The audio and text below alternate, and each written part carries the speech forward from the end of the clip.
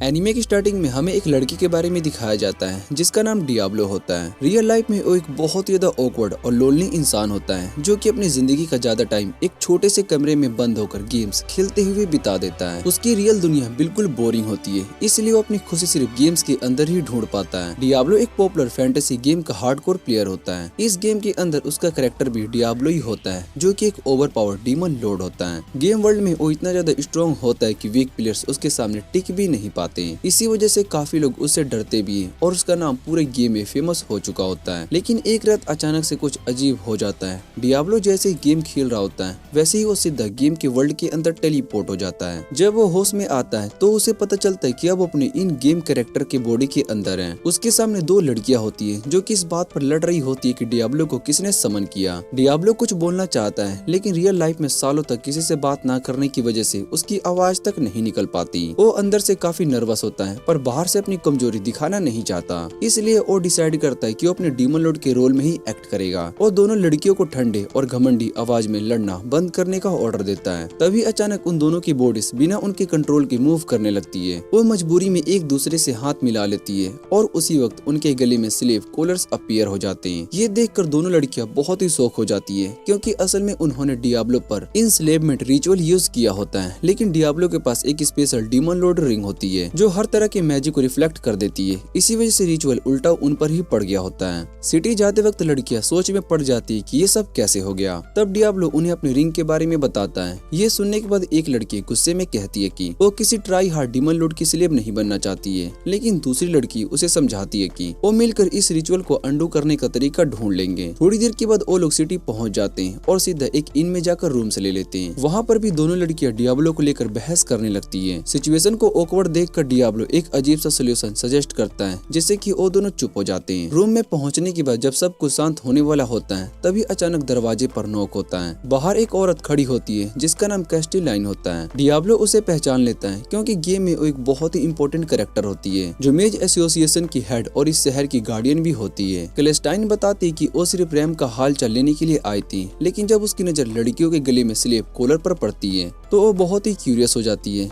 बाद में सब लोग नीचे रेस्टोरेंट में जाते हैं जहाँ रैम पूरी सिचुएशन एक्सप्लेन करती है। कैस्टिलाइन प्रॉमिस करती है कि वो इस रिचुअल को अंडू करने का सोल्यूशन ढूंढने में मदद करेगी। इसी बीच एक गार्ड जिसका नाम ग्लोक होता है डियाब्लो से बदतमीजी से बात करता है और उसे धमकाने की कोशिश करता है। पहले डियाब्लो थोड़ा सा घबरा जाता है लेकिन फिर उसे याद आता है कि वो अब एक नॉर्मल गेमर नहीं बल्कि एक पावरफुल डीमन लॉर्ड है। वो गार्ड को वार्निंग देता है जिससे कि पूरा माहौल ही सीरियस हो जाता है और इसी के साथ ये क्लियर हो जाता है कि एक बेकार सी जिंदगी जीने वाला गेमर अब एक नया दुनिया में अपनी असली पावर के साथ अपनी कहानी शुरू कर चुका है। लकीली कैस्टिलाइन सिचुएशन को संभाल लेती है और एस रैंक पार्टी को पीछे हटने का सिग्नल देती है। उसके बाद वो रैम से अपने साथ चलने के लिए कहती है लेकिन रैम क्लियरली मना कर देती है और वो बोलती है कि वो कैसल में छुप कर रहना नहीं चाहती बल्कि एक एडवेंचरर बनकर दुनिया को एक्सप्लोर करना चाहती है। ये सुनने के बाद कैस्टिलाइन उसकी बात को समझ जाती है और अपने लोगों के साथ वहाँ से चली जाती है। डियाब्लो थोड़ा सा क्यूरियस हो जाता है और रैम से पूछता है कि इतनी पावरफुल कैस्टिलाइन तुमसे मिलने क्यों आई थी, लेकिन रैम इस सवाल का जवाब देने से मना कर देती है। डियाब्लो के गेमर इंस्टिंक्ट्स तुरंत एक्टिवेट हो जाते हैं और वो सोचता है कि ये कोई बड़ी सीक्रेट वाली साइड क्वेस्ट हो सकती है, इसलिए वो शेर को बोल देता है कि वो थोड़ी देर के लिए रूम में ना आए क्योंकि वो रैम से सीरियस बात करना चाहता है। रूम में पहुंचते ही डियाब्लो रैम से पूछता है कि असल बात क्या है। रैम थोड़ी घबरा जाती है और कहती है कि उसे डर है कि अगर उसने सच बता दिया तो शायद से डियाब्लो उसे छोड़कर चला जाए। ये सुनने के बाद डियाब्लो उसे शांत करता है और प्रॉमिस करता है कि चाहे जो भी सच हो वो उसे एक्सेप्ट करेगा। डियाब्लो की बातों से रैम का दिल हल्का हो जाता है और वो इमोशनल हो जाती है। थोड़ी देर के बाद रैम अपना सीक्रेट बताती है कि उसके अंदर डीमन क्रेमलम की सोल सील्ड है और अगर कभी उसकी मौत हो गई तो वो डीमन लॉर्ड फ्री हो जाएगा। रैम ये भी बताती है कि इस सोल को उसके बॉडी से निकालने का कोई तरीका नहीं है। ये सुनकर डियाब्लो को उस पर तरस आ जाता है और उसे वादा करता है कि वो उसका सीक्रेट किसी को नहीं बताएगा और उसकी मदद करेगा। डियाब्लो की बात सुनते ही रैम खुद को रोक नहीं पाती और आंसुओं में टूट जाती है। बाद में जब रैम सो जाती है डियाब्लो अकेला टाउन में स्क्वायर में जाकर सोचने लगता है। तभी वहाँ पर ग्लोक और कुछ मेजेस और आ जाते हैं। डियाब्लो उन्हें इग्नोर करना चाहता है लेकिन ग्लोक को गुस्सा आ जाता है। गुस्से में वो एक समनिंग क्रिस्टल को तोड़ देता है जिससे कि एक लेवल 30 फायर ब्रीथिंग सालामंडर समन हो जाता है जो दिखने में एक ड्रैगन जैसा लग रहा होता है। सब लोग घबरा जाते हैं लेकिन डियाब्लो कामली बोलता है कि वो लेवल 130 का है और ये कहकर एक पावरफुल एक्सप्लोजन स्पेल का यूज करता है जिससे कि सालामंडर तुरंत ही खत्म हो जाता है और जमीन तक पिघल जाती है। डियाब्लो की पावर को देखकर ग्लोक की हालत खराब हो जाती है और और डर के साथ पूछता है कि डियाब्लो असल में कौन है। डियाब्लो सिंपल शब्दों में कहता है कि वो दूसरी दुनिया का डीमन लॉर्ड है। अगले दिन जब डियाब्लो, रैम और सेर एडवेंचरर गिल्ड की तरफ जा रहा होता है, डियाब्लो नोटिस करता है कि आसपास कोई भी ह्यूमन नहीं है। वो इस बारे में लड़कियों से पूछता है। लड़कियां बताती है कि ये डेमी ह्यूमन डिस्ट्रिक्ट है जहाँ ह्यूमंस रेयरली आते हैं, और ये सुनकर डियाब्लो को समझ में आ जाता है कि ह्यूमंस और डेमी ह्यूमंस के बीच रिलेशन अच्छे नहीं है, और शायद से इसी वजह से ग्लोक उससे बिना वजह के नफरत कर रहा था। क्यूरियोसिटी में डियाब्लो पूछते हैं कि क्या इस दुनिया में लेवल से स्ट्रेंथ मेजर होती है। शेर बताती है कि हाँ, यही सिस्टम फॉलो होता है। तब रैम रिवील करती है कि वो खुद लेवल 40 समनर है, और जिस गिल्ड में वो जा रहे हैं वहाँ का लेवल मेजर करने का प्रॉपर सिस्टम भी होता है। और यहीं से डियाब्लो की नई दुनिया में एक और सीरियस एडवेंचर शुरू होने वाली होती है। थोड़ी देर के बाद डियाब्लो, रैम और शेर गिल्ड पहुंच जाते हैं। रिसेप्शन डेस्क पर शेर अपना फॉर्म फिल करता है, और उसके बाद रिसेप्शनिस्ट उन्हें एक बड़े से मिरर के पास ले जाती है। वो बताती है कि ये मिरर किसी भी इंसान की मैजिक पावर और लेवल को मेजर करता है। उसके लिए सिर्फ इतना ही करना होता है कि मिरर पर हाथ रखकर अपनी पूरी एनर्जी उसमें डालनी होती। सबसे पहले शेर मिरर के सामने आती है और ध्यान से मिरर पर अपना हाथ रखती है और अपनी मैजिक पॉर करती है। थोड़ी देर के बाद रिसेप्शनिस्ट अनाउंस करती है कि शेर का लेवल 30 है। ये सुनकर सब नॉर्मल रिएक्ट करते हैं, क्योंकि शेर का लेवल काफी स्ट्रॉन्ग माना जाता है। उसके बाद डियाब्लो की बारी आती है। जैसे ही डियाब्लो मिरर पर हाथ रखता है और अपनी मैजिक रिलीज करता है, पूरे रूम में एक पावरफुल मैजिक वेव फैल जाती है। मिरर जोर से चिल्लाने लगता है और हवा तक हिलने लगती है। सिचुएशन आउट ऑफ कंट्रोल होता देखकर डियाब्लो तुरंत अपना हाथ हटा लेता है। तभी अचानक एक बनी ईयर वाली लड़की गुस्से में रूम के अंदर घुस आती है और चिल्लाते हुए पूछती है कि इतनी डेंजरस मैजिक का यूज कौन कर रहा है। उसका नाम सैली होता है और वो इस गिल्ड की मास्टर भी होती है। वो तीनों को अपने साथ एक प्राइवेट रूम में लेकर जाती है। प्राइवेट रूम में सैली डियाब्लो का रजिस्ट्रेशन फॉर्म फिल चेक करती है और सीधा सच बोल देती है। वो बताती है कि डियाब्लो का लेवल इतना ज्यादा है कि गिल्ड का सिस्टम उसे मेजर नहीं कर पा रहा है। सैली ये भी कहती है कि शायद से डियाब्लो को लोअर रैंक वालों से ऑर्डर लेना भी अजीब लगे। इस पर डियाब्लो कामली जवाब देता है कि उसे सिर्फ पैसे से मतलब है, रैंक या अथॉरिटी नहीं चाहिए। डियाब्लो की ये बात सुनकर सैली थोड़ा हंस पड़ती है और ऑफिशियली उसे गिल्ड का एडवेंचरर वेलकम करती है। डियाब्लो के पहले क्विस्ट के लिए सैली उसे मैजिस एसोसिएशन से एक नई रिक्वेस्ट लेकर देती है। इस क्विस्ट में उन्हें एक डेंजरस मोस्टर मोनोर स्नेक की आंखें कलेक्ट करनी होती है, लेकिन सैली वॉर्न करती है कि ये क्विस्ट थोड़ी सी सस्पिशियस लग रही है, इसलिए उन्हें थोड़ा सा एक्स्ट्रा केयरफुल रहना पड़ेगा। क्विस्ट एक्सेप्ट करने के बाद डियाब्लो और दोनों लड़कियां मैन ईटिंग फॉरेस्ट की तरफ निकल पड़ती है। रास्ते में डियाब्लो कैजुअली पूछते कि क्या वो टेलीपोर्ट करके फॉरेस्ट तक नहीं जा सकते हैं। ये सुनकर लड़कियां कंफ्यूज हो जाती है, क्योंकि उन्होंने टेलीपोर्टेशन जैसे चीज कभी सुनी ही नहीं होती। शेर हंसकर कहती कि अगर ऐसा होता तो सब लोग उसे ही यूज करते हैं। लगभग 5 घंटे चलने के बाद वो लोग फॉरेस्ट पहुंच जाते हैं। डियाब्लो का हाल बहुत ही बुरा हो चुका होता है, क्योंकि इतनी वॉकिंग उसने अपनी पूरी जिंदगी में कभी नहीं की होती। वो थकान में ऑलमोस्ट बेहोश होने वाला होता है। फॉरेस्ट का सर्वे करते वक्त शेर को एक अजीब सी फीलिंग आती है। वो बताती है कि उसे पेड़ों के बीच लोग छुपने का एहसास हो रहा है। ये सुनते ही रैम और डियाब्लो दोनों अलर्ट हो जाते हैं और उन्हें समझ में आ जाता है कि शायद से वो किसी ट्रैप में फंस चुके हैं। डियाब्लो अपने मैजिक स्टाफ निकालता है और शेर एनिमी की एग्जैक्ट लोकेशन कंफर्म करती है। उसके बाद डियाब्लो एक पावरफुल स्पेल का यूज करता है, जिसका ब्रस्ट रेन होता है। ये स्पेल पेड़ों को जला देता है और जहाँ जहाँ दुश्मन छुपे होते हैं बाहर गिरने लगते हैं। डियाब्लो की पावर को देखकर दोनों लड़कियां बहुत ही हैरान हो जाती है। जलती हुई पेड़ों के बीच से जो लोग निकल रहे होते हैं वो सब एल्फ होते हैं। वो डियाब्लो पर इल्जाम लगाते हैं कि वो एक स्लेवर है और उनकी प्रिंसेस को कैद करके रखा हुआ है, और यहीं से सिचुएशन और ज्यादा कॉम्प्लिकेटेड होने वाली होती है। डियाब्लो और रैम दोनों बहुत ही हैरान हो जाते हैं जब उन्हें पता चलता है कि सेरा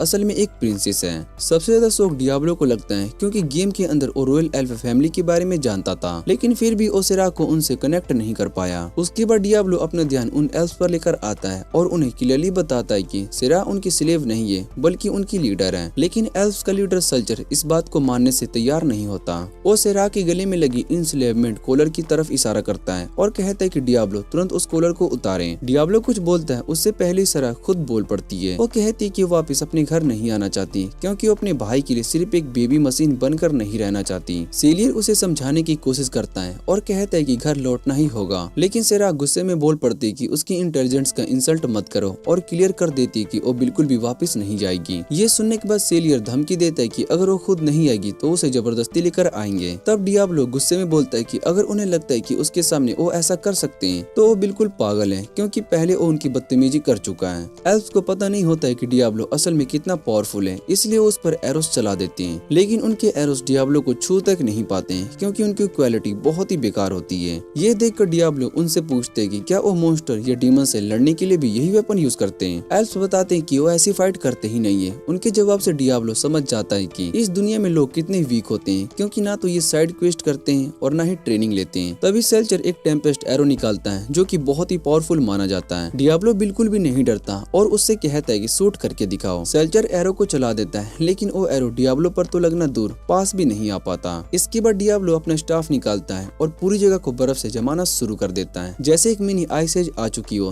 तभी अचानक से गला वहाँ पर आ जाता है और वो एल्फ्स को डांटता है कि वो डियाब्लो को क्यों नहीं हरा पाए। यहीं पर सबको पता चलता है कि पूरे अटैक के पीछे मास्टरमाइंड गला ही था। वो अभी बोल ही रहा था कि डियाब्लो उसके पास आ जाता है और धमकी देता है कि अगर दोबारा पास आया तो उसे जिंदा जला देगा। और ये सुनते ही गला डर के भाग जाता है। उसके जाने के बाद सराह एल्फ्स को बताती है कि वो वापस जाकर उसके फैमिली को बता दे कि उसने एक फैमिली को चुन लिया है और वो कभी भी वापस नहीं आएगी। रात को जब रैम मैजिस एसोसिएशन में जाकर गोलोक की कंप्लेंट कर रही होती है, तब डियाब्लो इनमें सराह के साथ होता है। सराह डियाब्लो से उसकी पावर के बारे में सवाल करती है। डियाब्लो उसे बताता है कि वो एक ऐसी दुनिया से आया है जहाँ पर लेवल अप करने के लिए अपनी जान तक दांव पर लगानी पड़ती है। ये सुनकर सराह पूछती है कि क्या उसे अपनी जिंदगी की परवाह नहीं है। डियाब्लो उसे भरोसा दिलाता है कि उसे अपनी जिंदगी की केयर है, लेकिन अगर वो रिस्क नहीं लेगा तो वो क्रिप्स जैसे डीमन लॉर्ड को कभी भी नहीं हरा पाएगा। क्रिप्स का नाम सुनते ही सराह पूछती है क्या इसका मतलब ये है कि वो रैम को चूज कर रहा है, क्योंकि रैम भी क्रिप्स को हराना चाहती है। डियाब्लो जवाब देता उससे पहले ही सराह उसे बेड पर गिरा देती है और जब डियाब्लो उसे हटाने की कोशिश करता है तो गलती से उसके प्रोट्स को पकड़ लेता है। इस सीन में डियाब्लो अपना हाथ हटाता ही नहीं है, बल्कि सराह खुद उसे कहती है कि आराम से टाइम लो। डियाब्लो का दिमाग बिल्कुल भी आउट ऑफ कंट्रोल हो जाता है और वो ऑलमोस्ट अपनी लिमिट क्रॉस करने ही वाला होता है, लेकिन तभी रैम वहाँ पर आ जाती है और जैसे रैम उन दोनों को इस हालात में देखती है वो तुरंत गुस्सा हो जाती है। कुछ दिन के बाद सेलिया डियाब्लो और दोनों लड़कियों को गिल्ड बुलाती है, क्योंकि उसके पास उनके लिए एक स्पेशल क्विस्ट होता है। जब रैम को पता चलता है कि ये क्विस्ट कैलेस्टाइन ने अरेंज किया है तो वो तुरंत मना कर देती है। रैम कहती है कि हेड मैच का कोई एहसान नहीं लेना चाहती, लेकिन सराह बोलती है कि अगर उन्होंने क्विस्ट को मना कर दिया तो पैसे का नुकसान हो जाएगा, जो उन्हें वैसे भी चाहिए। आखिर ये डिसाइड होता है कि डियाब्लो और सराह के साथ में क्विस्ट पर जाएंगे। ये क्विस्ट काफी ज्यादा सिंपल होता है, जिसमें उन्हें बस टाउन के बाहर अनलॉक ब्रिज तक रिफ्रेशमेंट डिलीवर करने होते हैं। जैसी रैम ये सुनती है वो और ज्यादा गुस्सा हो जाती है, क्योंकि उसे लगता है कि कैलेस्टाइन उसका मजाक उड़ा रही है। गिल्ड से निकलते वक्त उसका रास्ता एक लड़का रोकता है जिसका नाम एमिल होता है। वो टिपिकल हैंडसम टाइप का होता है और खुद को सब लड़कियों का लवर मानता है। वो बोलता है कि उसने शहर में अफवाह सुनी है कि एक डीमन को डिफरेंट रेसेस की लड़कियों के साथ घूम रहा है और उसे पूरा यकीन होता है कि वो डीमन डियाब्लो ही है। डियाब्लो थोड़ा सा सरप्राइज्ड होता है कि लोग उसे डीमन कह रहे हैं, लेकिन वो एक्सप्लेन नहीं करता है कि उसके हॉर्न्स फेक हैं। उल्टा वो खुश होता है क्योंकि उसे लगता है कि उसे एक रियल चैलेंजर मिल गया है। एमिल अटैक करता है, लेकिन डियाब्लो अपने गेमर एक्सपीरियंस की वजह से उसकी मूव्स पहले से ही पढ़ लेता है और उसकी अटैक को ब्लॉक कर लेता है। एमिल थोड़ा सा इम्प्रेस होता है और बोलता है कि वो सिर्फ वार्म अप था। ये सुनकर डियाब्लो और एक्साइटेड हो जाता है, लेकिन अगला मूव इतना स्लो होता है कि डियाब्लो को गुस्सा ही आ जाता है। अपने मेंटर अरोन की तरह डियाब्लो और अब के बीच में ही एमिल को एक पंच मार देता है, जिससे कि वो सीधा पीछे वाली वॉर पर जाकर गिरती है। हैरानी की बात ये होती है कि एमिल फिर भी उठ जाती है, लेकिन इससे पहले वो दोबारा से अटैक करे। रैम और सराह दोनों बीच में ही आ जाती है। वो एमिल को बताती है कि कैसे उन्हें इंस्लेव किया गया था। ये सुनकर एमिल शर्मिंदा हो जाता है, माफी मांगता है और बोलता है कि अगर कभी भी मदद चाहिए तो उसे याद करना। इसके बाद डियाब्लो और सराह ब्रिज की तरफ निकल पड़ते हैं, लेकिन सराह पूरे रास्ते बोर होने की कंप्लेंट करती रहती है। एक पॉइंट पर वो मजाक में बोलती है कि क्यों ना हम स्किनी डिपिंग कर लें। ये सुनते डियाब्लो का दिमाग गर्म हो जाता है और उसके मन में अजीबो अजीब ख्याल आने लगते हैं। वो सराह को मना करने की कोशिश करता है, लेकिन सराह जिद करती है और उसके आसपास आ जाती है। डियाब्लो ऑलमोस्ट पागल हो जाता है जब उसका हाथ थोड़ा सा एक्सपोज्ड लुक को देख लेता है। थोड़ी देर के बाद वो दोनों ब्रिज पर पहुंच जाते हैं, लेकिन जैसे ही वहाँ पर एक सोल्जर डियाब्लो को देखते हैं वो तुरंत उसे घेर लेते हैं। सोल्जर उस पर इल्जाम लगाते हैं कि वो फैलन डीमन है, सिर्फ इसलिए क्योंकि उसके पैर पर हॉर्न्स लगे होते हैं। और यहीं से क्विस्ट का सीन एक नया टर्न ले लेता है। एक सोल्जर डियाब्लो को पहचान लेता है और बोलता है कि यही वो डीमन है जिसके बारे में पूरे शहर में बातें हो रही है। ये सुनने के बाद बाकी सोल्जर्स को अपने वेपन्स नीचे रखने के लिए मान जाते हैं। डियाब्लो को थोड़ा सा अजीब लगता है और वो पूछता है कि सब इतने टेंस क्यों हैं। तब सोल्जर्स उन्हें बताते हैं कि 100 से ज्यादा फैलन का एक ग्रुप शहर की तरफ बढ़ रहा है। ये सुनकर डियाब्लो बहुत ही शॉक हो जाता है, क्योंकि गेम के अंदर फैलन को बॉस लेवल मोस्टर माना जाता था।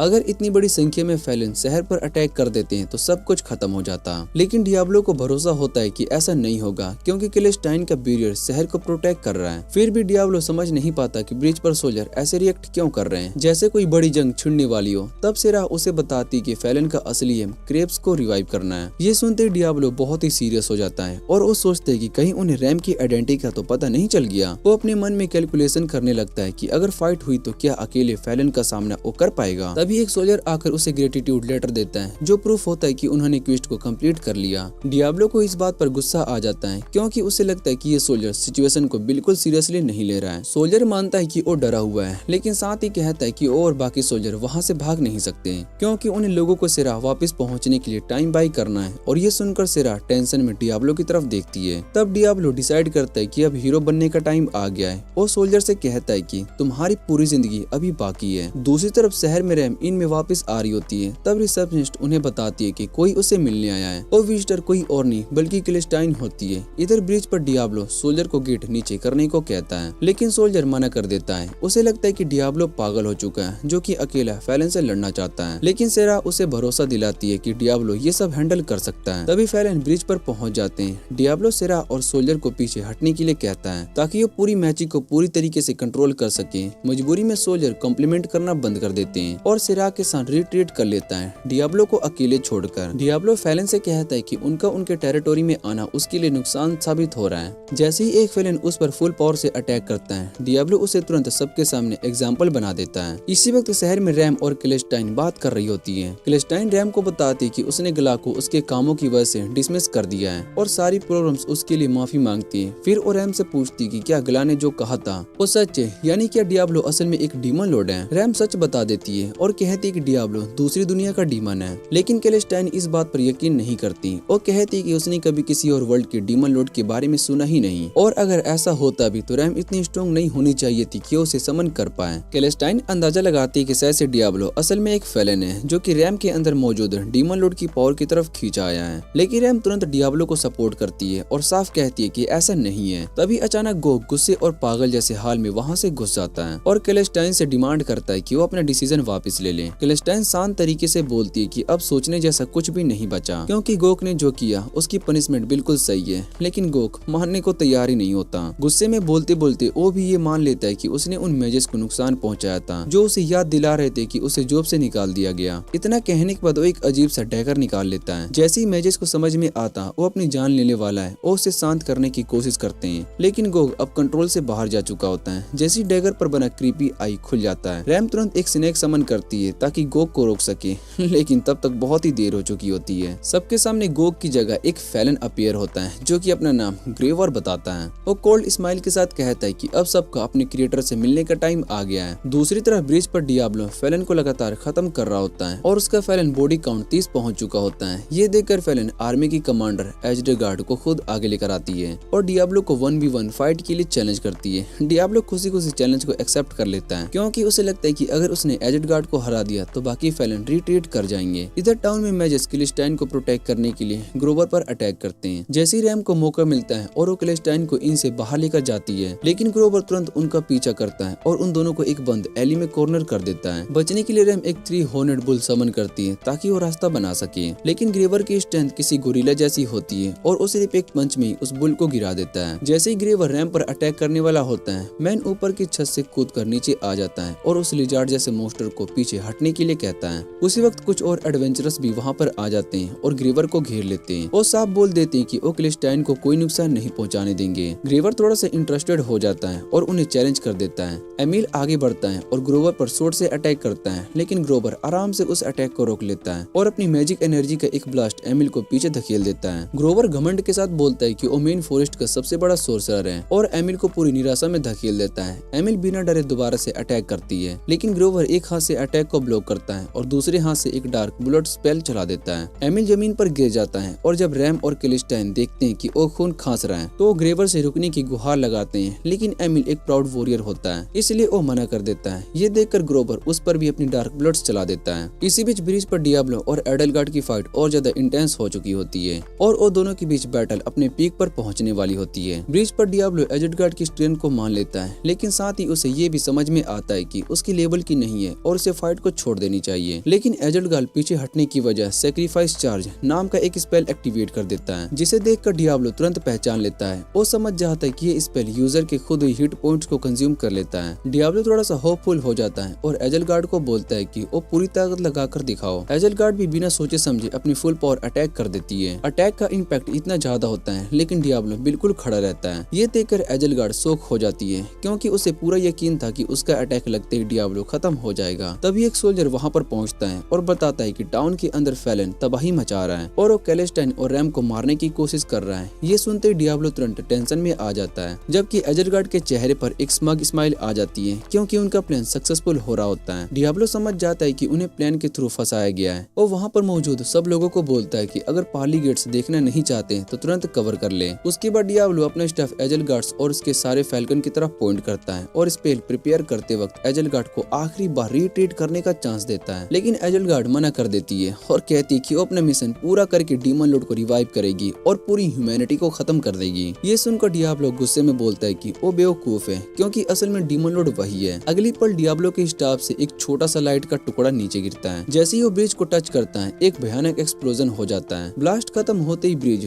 फैलन और सब कुछ साफ हो जाता है। सिर्फ एक बड़ा सा क्रेटर बचता है जिसमें पानी भरने लगता है। हैरानी की बात ये होती है कि एजलगार्ड ब्लास्ट के इतने पास होने के बाद भी जिंदा बच जाती है, लेकिन डियाब्लो के लिए अब वो प्रायोरिटी नहीं क्योंकि उसे रैम को बचाने के लिए तुरंत टाउन वापस जाना होता है। इधर टाउन में ग्रेवर ने लगभग सारे एडवेंचरर्स को ही हरा दिया होता है, फिर भी किसी तरह एमिल अभी तक खड़ा होता है चाहे उसकी सारी आर्मर टूट ही क्यों न चुकी होती है। जैसे ही ग्रेवर एमिल को खत्म करने के लिए जा रहा होता है तभी डियाब्लो और सेरा वहाँ पर पहुँच जाते हैं। डियाब्लो एमिल को साइड में हटा देता है और कहता है कि अब वो ग्रेवर को दिखाएगा कि उसका रियल डैडी कौन है। उसके बाद डियाब्लो कैलेस्टाइन को हीलिंग पोशन देता है और बोलता है कि वो एमिल को पिला दे ताकि वो जिंदा रह सके। फिर डियाब्लो सीधा ग्रोवर की तरफ बढ़ता है, लेकिन ग्रोवर बिल्कुल भी नहीं डरता और बोलता है कि वो फिर भी कैलेस्टाइन को मार कर देंगे। डियाब्लो शांत आवाज में उसे बताता है कि उसकी सारी मेहनत बेकार है क्योंकि चाहे उसने बैरियर भी तोड़ दिया हो, एजलगार्ड और बाकी फैलन यहाँ तक कभी नहीं आने वाले। और यहीं से डियाब्लो और ग्रोवर के बीच में फाइनल कॉन्फ्रमेशन शुरू होने वाला होता है। ग्रोवर ने गुस्से में डियाब्लो से कहा होता है कि वो झूठ बोल रहा है, लेकिन डीमन लॉर्ड ने ठंडे आवाज में उसे क्वीन का याद दिलाया कि उसके साथी के पास भेजने का पूरा वादा करेगा। ये सुनते ही ग्रोवर और धधक जाता है और उसने अपनी डार्क ब्लड स्पेल से डियाब्लो पर अटैक कर दिया, लेकिन डियाब्लो की रिंग ने उस स्पेल को रिफ्लेक्ट करके वापस ग्रोवर पर ही चला दिया। ग्रोवर समझ भी नहीं पाया कि क्या हुआ और तभी डियाब्लो ने वही स्पेल दोबारा से यूज पर मार दिया। बचने के लिए ग्रोवर ने डार्क प्रेस नाम की एक ग्रेविटेशनल स्पेल का यूज किया, लेकिन जैसे पहले हुआ था ये स्पेल भी रिफ्लेक्ट हो गया और डियाब्लो ने अपनी पावर मिलाकर उनका इफेक्ट डबल कर दिया।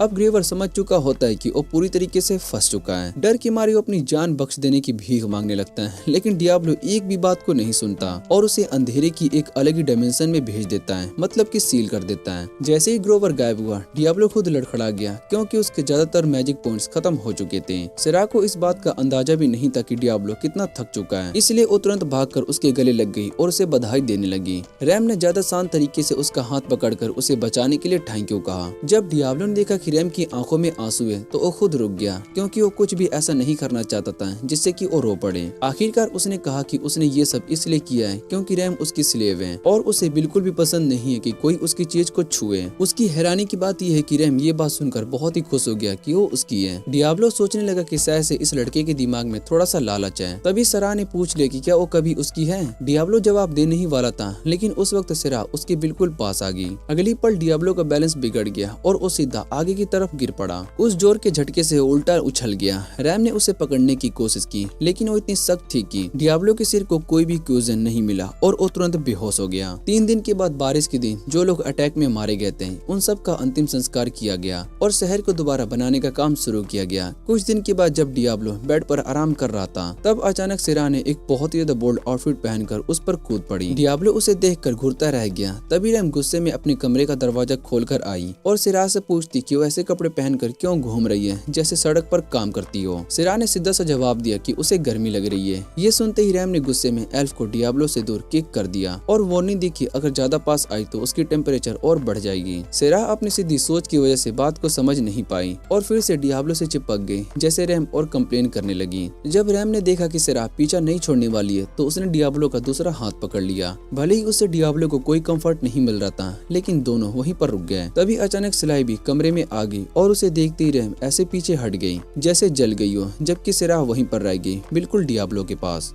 जब थोड़ा सा सब कुछ नॉर्मल हो जाता है तब डियाब्लो स्लाइव से पूछता है कि वो यहाँ पर आखिर क्यों आई है। इस पर स्लाइव बताती है कि टाउन के लॉर्ड गोल्फोर्ड ने डियाब्लो के लिए एक क्वेस्ट भेजा है। वो कहती है कि सिराक के फैमिली ने धमकी दी कि अगर सिराक को उनके हवाले नहीं किया गया तो वो उन्हें चीर देंगे। इसी वजह से लॉर्ड चाहता है कि डियाब्लो इस मैटर को हैंडल करे। ये सुनते डियाब्लो का पहला रिएक्शन होता है मना करने का, क्योंकि उसे लगता है कि वो रोकने के लिए सही इंसान नहीं है। लेकिन जैसे ही स्लाइव ये बताती है कि सिराक के भाई ने उसके ऊपर बाउंटी रख दी है तब डियाब्लो का गुस्सा फूट पड़ता है। वो गुस्से में बोल पड़ता है कि जो चीज उसकी है उसे छूने का किसी को हक नहीं है। उसके बाद डियाब्लो सलाइव से कहता है कि उसे गोल्फोर्ड के पास ले चलो ताकि वो क्विस्ट के बारे में और डिटेल्स जान सके। सलाइव भी इस बात को मान जाती है। डियाब्लो का डिसीजन सुनकर सेरा इतनी ज्यादा खुश हो जाती है कि वो एक्साइटमेंट में उस पर जंप कर जाती है और थैंक यू बोलते हुए कहती है कि वो जिंदगी भर उसका साथ देगी। ये सब देखकर रैम को थोड़ी सी जेलसी हो जाती है और वो सेरा को डांटते हुए कहती है कि पहले ठीक से कपड़े पहनो। थोड़ी देर के बाद वो सब इनसे निकल पड़ते हैं और घर की तरफ चल देते हैं। रास्ते में सलाइव बताते कि गोल्फोर्ड को टाउन का हीरो माना जाता है। कहानियों के हिसाब से जब डीमन लॉर्ड कुरुबुस्कुस जिंदा था तो गोल्फोर्ड ने अकेले ही बहुत ही सारे फैल्कन मॉन्स्टर को उड़ा दिया था। ये सुनकर डियाब्लो क्यूरियस हो जाता है और पूछता है कि गोल्फोर्ड का लेवल क्या है। इस पर सलाइव कहते कि उसे खुद नहीं पता क्योंकि उसने कभी गोल्फोर्ड को असेस नहीं किया। वो ये भी बताती कि गोल्फोर्ड से डायरेक्टली सवाल पूछना आसान नहीं है क्योंकि वो थोड़ा सा डिफिकल्ट इंसान है। इसलिए वो डियाब्लो को वार्निंग देती कि उसके सामने ध्यान से बात करना। जब वो लोग गोल्फोर्ड के पास पहुंचते हैं तब तक डियाब्लो सलाइव की बात मानता रहता है। लेकिन जैसे ही गोल्फोर्ड पूछते कि क्या डियाब्लो सच में किसी दूसरी दुनिया का डीमन है, डियाब्लो बिना सोचे समझे बोल देता है। बाद में उसे खुद रियलाइज होता है कि उसने गलती की है। लेकिन अच्छी बात ये होती है कि गोल्फोर्ड ने उस बात को इग्नोर कर देता है। फिर गोल्फोर्ड उसका ध्यान दीवार पर लगे मैप की तरफ ले जाता है और बताता है कि एल्फ्स कहाँ रहते हैं। वो कहता है कि मैन पावर के मामले में एल्फ्स उनके सामने टिक नहीं सकते, लेकिन क्योंकि एल्फ्स छुपकर अटैक करने में बहुत ही माहिर होते हैं इसलिए वो अपनी आर्मी को भेजकर रिस्क नहीं लेना चाहता। इसलिए गोल्फोर्ड कहता है कि सबसे बेस्ट ऑप्शन यही है कि डियाब्लो इस मैटर को हैंडल करे क्योंकि असली प्रॉब्लम्स एल्फ्स को डियाब्लो से है। ये सब सुनने के बाद डियाब्लो क्लियरली कहता है कि वो सराह को अपने साथ ही रखेगा। इस पर गोल्फोर्ड सराह से पूछता है कि वो रॉयल फैमिली छोड़कर एक नॉर्मल कॉमनर की तरह क्यों रहना चाहती है। सराह जवाब देती है कि अगर वो एल्वन किंगडम में ही रहती तो शायद से कभी भी अपनी असली वैल्यू नहीं समझ पाती। गोल्फोर्ड उसकी बात को सुनकर कहता है कि वो इस फीलिंग से रिलेट नहीं कर सकता। उसकी ये बात सराह को थोड़ा सा उदास कर देती है। तभी डियाब्लो आगे आता है और सराह से कहता है कि अपना सर हमेशा ऊंचा रखना चाहिए क्योंकि हमें अपनी जिंदगी जीने के लिए किसी की सिंपैथी या फिर वैलिडेशन की जरूरत नहीं होती। गोल्फोर्ड अपनी बात खत्म करने के बाद डियाब्लो को बताता है कि क्राउन कैपिटल से एक इंसान भेजा है जो इस पूरे मैटर में उनकी मदद करेगा। तभी अगले ही पल एक थोड़ी सी नर्डी दिखने वाला नाइट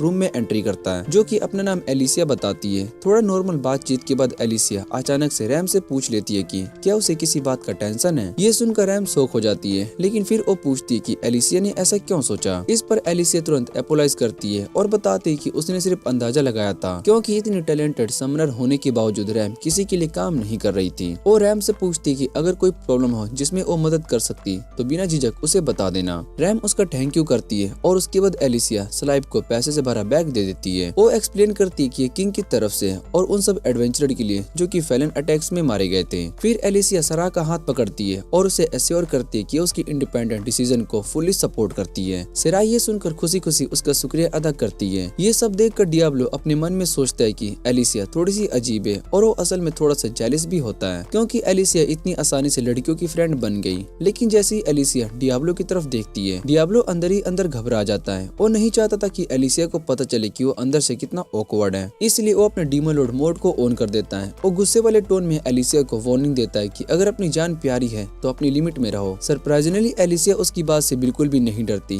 वो उल्टा कहती है कि अगर डियाब्लो कहे तो अपनी जान देने के लिए भी रेडी है। थोड़ी देर के बाद सब लोग गोल्फोर्ड के घर से बाहर निकल जाते हैं। डियाब्लो लड़कियों से कहता है कि वो पहले एक वेपन स्टोर जाना चाहता है। रैम को समझ में नहीं आता कि जब डियाब्लो का स्टाफ ऑलरेडी टॉप टायर है तो उसे नया वेपन क्यों चाहिए। लेकिन डियाब्लो उससे कहता है कि हर चीज को उसके पॉइंट ऑफ व्यू से जज मत करो। और रैम को ये नहीं बताता है कि असल रीजन ये है कि वो अपनी पावर का इम्पैक्ट कम करना चाहता है ताकि वो किसी को परमानेंटली हर्ट ना करे। कुछ देर के बाद डियाब्लो अपने पसंद का वेपन खरीद लेता है। फिर वो लोग एक आइटम शॉप पर आ जाते हैं जहाँ पर पोशंस के इंग्रेडिएंट्स लेने होते हैं। तभी अचानक स्मोक स्क्रीन के बीच से सराह को किडनैप कर लिया जाता है। रैम तुरंत आइडेंटिफाई करती है कि ये लोग बाउंटी हंटर्स हैं, लेकिन वो सराह के पीछे जा पाते हैं उससे पहले ही और हंटर्स आ जाते हैं और उनका रास्ता रोक लेते हैं। डियाब्लो एक ही अटैक में उन सभी को दीवार में दे मारता है और तब उसे रियलाइज होता है कि उसका नया स्टाफ पावर का इम्पैक्ट कम कर रहा है, जिससे कि वो काफी खुश हो जाता है। जब डियाब्लो सराह के किडनैपर्स को स्लो करने के लिए स्पेल फोकस कर रहा होता है तब एक बाउंटी हंटर पीछे से उस पर अटैक करने की कोशिश करता है। तभी एलिसिया आगे बढ़कर उसे रोक लेती है। इसके बाद रैम भी ग्रुप के एक लास्ट मेंबर को ढूंढकर उसे हैंडल कर लेती है। सब कुछ खत्म होने के बाद रैम और एलिसिया डियाब्लो को बताती कि अब सब कुछ कंट्रोल में है। रैम और एलिसिया पर भरोसा करके डियाब्लो सराह को ले जाने वाले बाउंटी हंटर्स के पीछे भाग जाता है। लेकिन तभी अचानक एक एली के बीच में एमिल सामने आ जाता है और उन हंटर्स को वहीं पर रोक लेता है। सभी बाउंटी हंटर्स को बांधने के बाद सेरा एमिल का थैंक यू करती कि उसने उसकी जान बचाई, लेकिन रैम थोड़ा सा डाउट करती है और कहती कि ये काफी कोइंसिडेंटल है